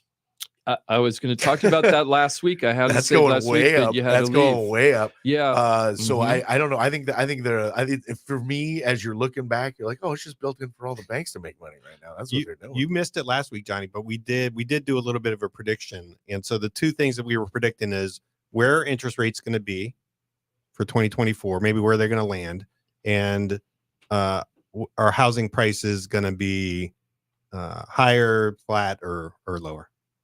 Okay, I'm gonna go higher. You think we're going to have appreciation? Yeah, even if it's normal 4 or 5%. Where do you think the interest rates will be at the end of the year? If we're at 6.62 right now, 6.62. we started the year at 6.61. Yeah, 6.61. We'll be at 6 flat. Oh, interesting. That's what I'm thinking. I'm thinking now that we're Yeah. going to be in the high 5s to low 6s, like 5.75 to 6.20, 6.25. And I forget what I said, but I was much broader. I said rates will remain between 6 and 7, and housing will be flat. Because Mike and Jim was like 6. And when you say flat, you pretty much mean like normal appreciation. Yeah, 1-2% either direction. Yeah. So It's it's either what did you direction. say? You're willing to say it's going to go down. But I'll call that flat. Okay. Yeah. What are you thinking, Ross? I definitely think we'll see appreciation, at least, or down Some. here. Yeah, we're talking here. Down Yeah, here. yeah. Rates? Are rates going to be in the 5s? I think Just they're going based to on be. Freddie's report. I think they're going to be in the 5s. So you think like 5.78 or something like I that, think or somewhere in the 5s. It'd be yeah. awesome if they're 5.25, but Yeah, right that would now be at awesome. 5.9, it's 5 still not bad. 1/4. How do we get there? 5.25. We go back to They inflation. just start. They have to. So what That's happens inflation's is the Fed back. has to lower their interest rate. Yeah, which they've predicted they're doing maybe by 3/4 of a point by the end of the year. And they have to go down by like They gotta by double like that. 2 points. Yeah, They so gotta like double 1.5. So yeah, so that's all that we need to do to get there. Right. It's not that hard. I see your number and I double it. Okay. Yeah, I'm gonna go say I like your optimism though. It's great. And basically, Johnny and Jim are both saying, well, the Fed said 3/4, so I'm going to say 3/4. Yeah, just ride with it. I just don't think the Fed is going to stay on that path. I feel like there's going to be too much pressure on consumer spending that is going to prevent them. The inflation is not going to do what they think it is. But maybe it is. Who knows? At this point, maybe consumers can't spend anymore. At Maybe this that's point, part of it. I think am they no can. longer convinced that they're concerned with inflation. Oh. It's just not, at least inflation on our behalf.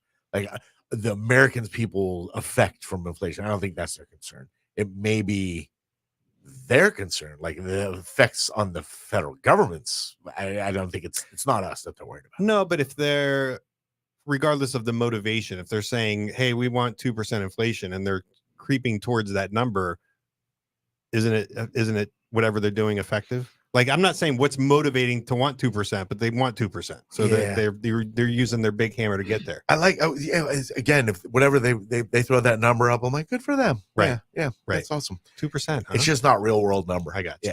Yeah.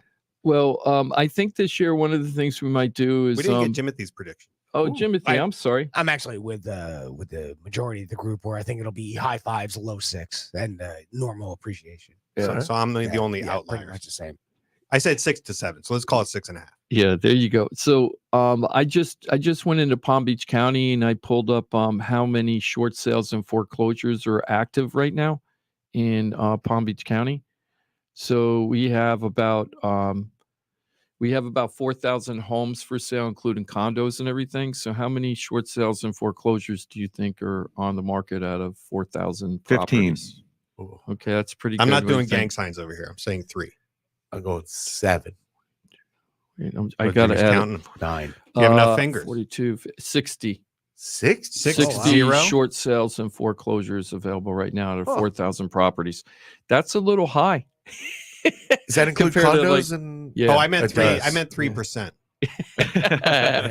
So I'm going to start looking at that every week because that's going to be a bellwether sign. If we start seeing that starting to pick up a little bit, that's going to show that we're changing. But right now we're not. So just enjoy it. We should also get the yard sign guy back on. See how his business is doing. Yeah, and we're going to get AJ on really soon. And by the way, AJ's birthday was last week. AJ the appraiser, so happy birthday, AJ. I didn't get to say it last week. I apologize. Happy birthday. And happy birthday. Yeah, it's I love that you think about the yard sale guy because that's the yard sign. Yeah, the yard sign. We were right. We went down 33% that year. That you talk about a canary in a coal mine. That might be like the secret sauce right there for what did we do? We did the signs and the photographer guy. Right. How many houses is he shooting right now? Yeah. Fascinating. Thank you very much for being with us on another Saturday. 2 hours of infotainment. It's Florida Talk Real Estate now. 12 years here on Real Radio, and it's helped a lot of people over those years. You may know somebody, and maybe you that's looking for a professional to help you buy a home, sell a home. Maybe you're stuck with a home, you don't know what to do. Student loan debt. I mean, everything that touches the real estate world. I got a pro that's going to handle all that and so much more for you. FloridaTalkRealEstate.com. It's your one-stop real estate shop. Know it, use it, love it, share it. On Facebook, you'll find them. YouTube as well. That's Florida Talk Real Estate, LLC, home of a ton of informational chunk videos, and we live stream every Saturday. It's great to have you with us. Again, if you know somebody, please share that information. If you're thinking, yeah, I might be interested, let's get you on the right path. Get you connected with a pro. There's no pressure. Getting information is powerful. And get that information that you need so you can make the best move for you and your family. And again, share that information. You can change lives. You never know who's looking for a pro's pro. Share it. It's FloridaTalkRealEstate.com. You got the hotline there as well, 888-973-7828 at FloridaTalkRealEstate.com. Ross Kormarinetz, Brightway Insurance, Juno Beach. Have a great weekend, my friend. Thank you. I'll do my best. Hope everybody else does too. Always a pleasure. There's Mike Rauch, the mortgage guy from the mortgage firm. I hope you have a great rest of your weekend. I will. Thank you very much. You very much. And Jim DePola, our fearless leader, the Florida Home Pros team, Keller Williams Innovations. Have a great weekend, my friend. Thank you. Heading out to a property inspection right now. Oh, very good. Yeah. Well, don't work too hard, all right? Excited to get out of here this morning. What does that mean, Johnny? I don't know what that means exactly. Jimothy, I hope you start feeling a little bit better, my brother. Yeah. Thank you. You sound like $1 million. You look like 2. Is Greek and Joe ready to go? They are here, and we're going to fire up some sports. Beautiful. Here we go. Week 18, baby.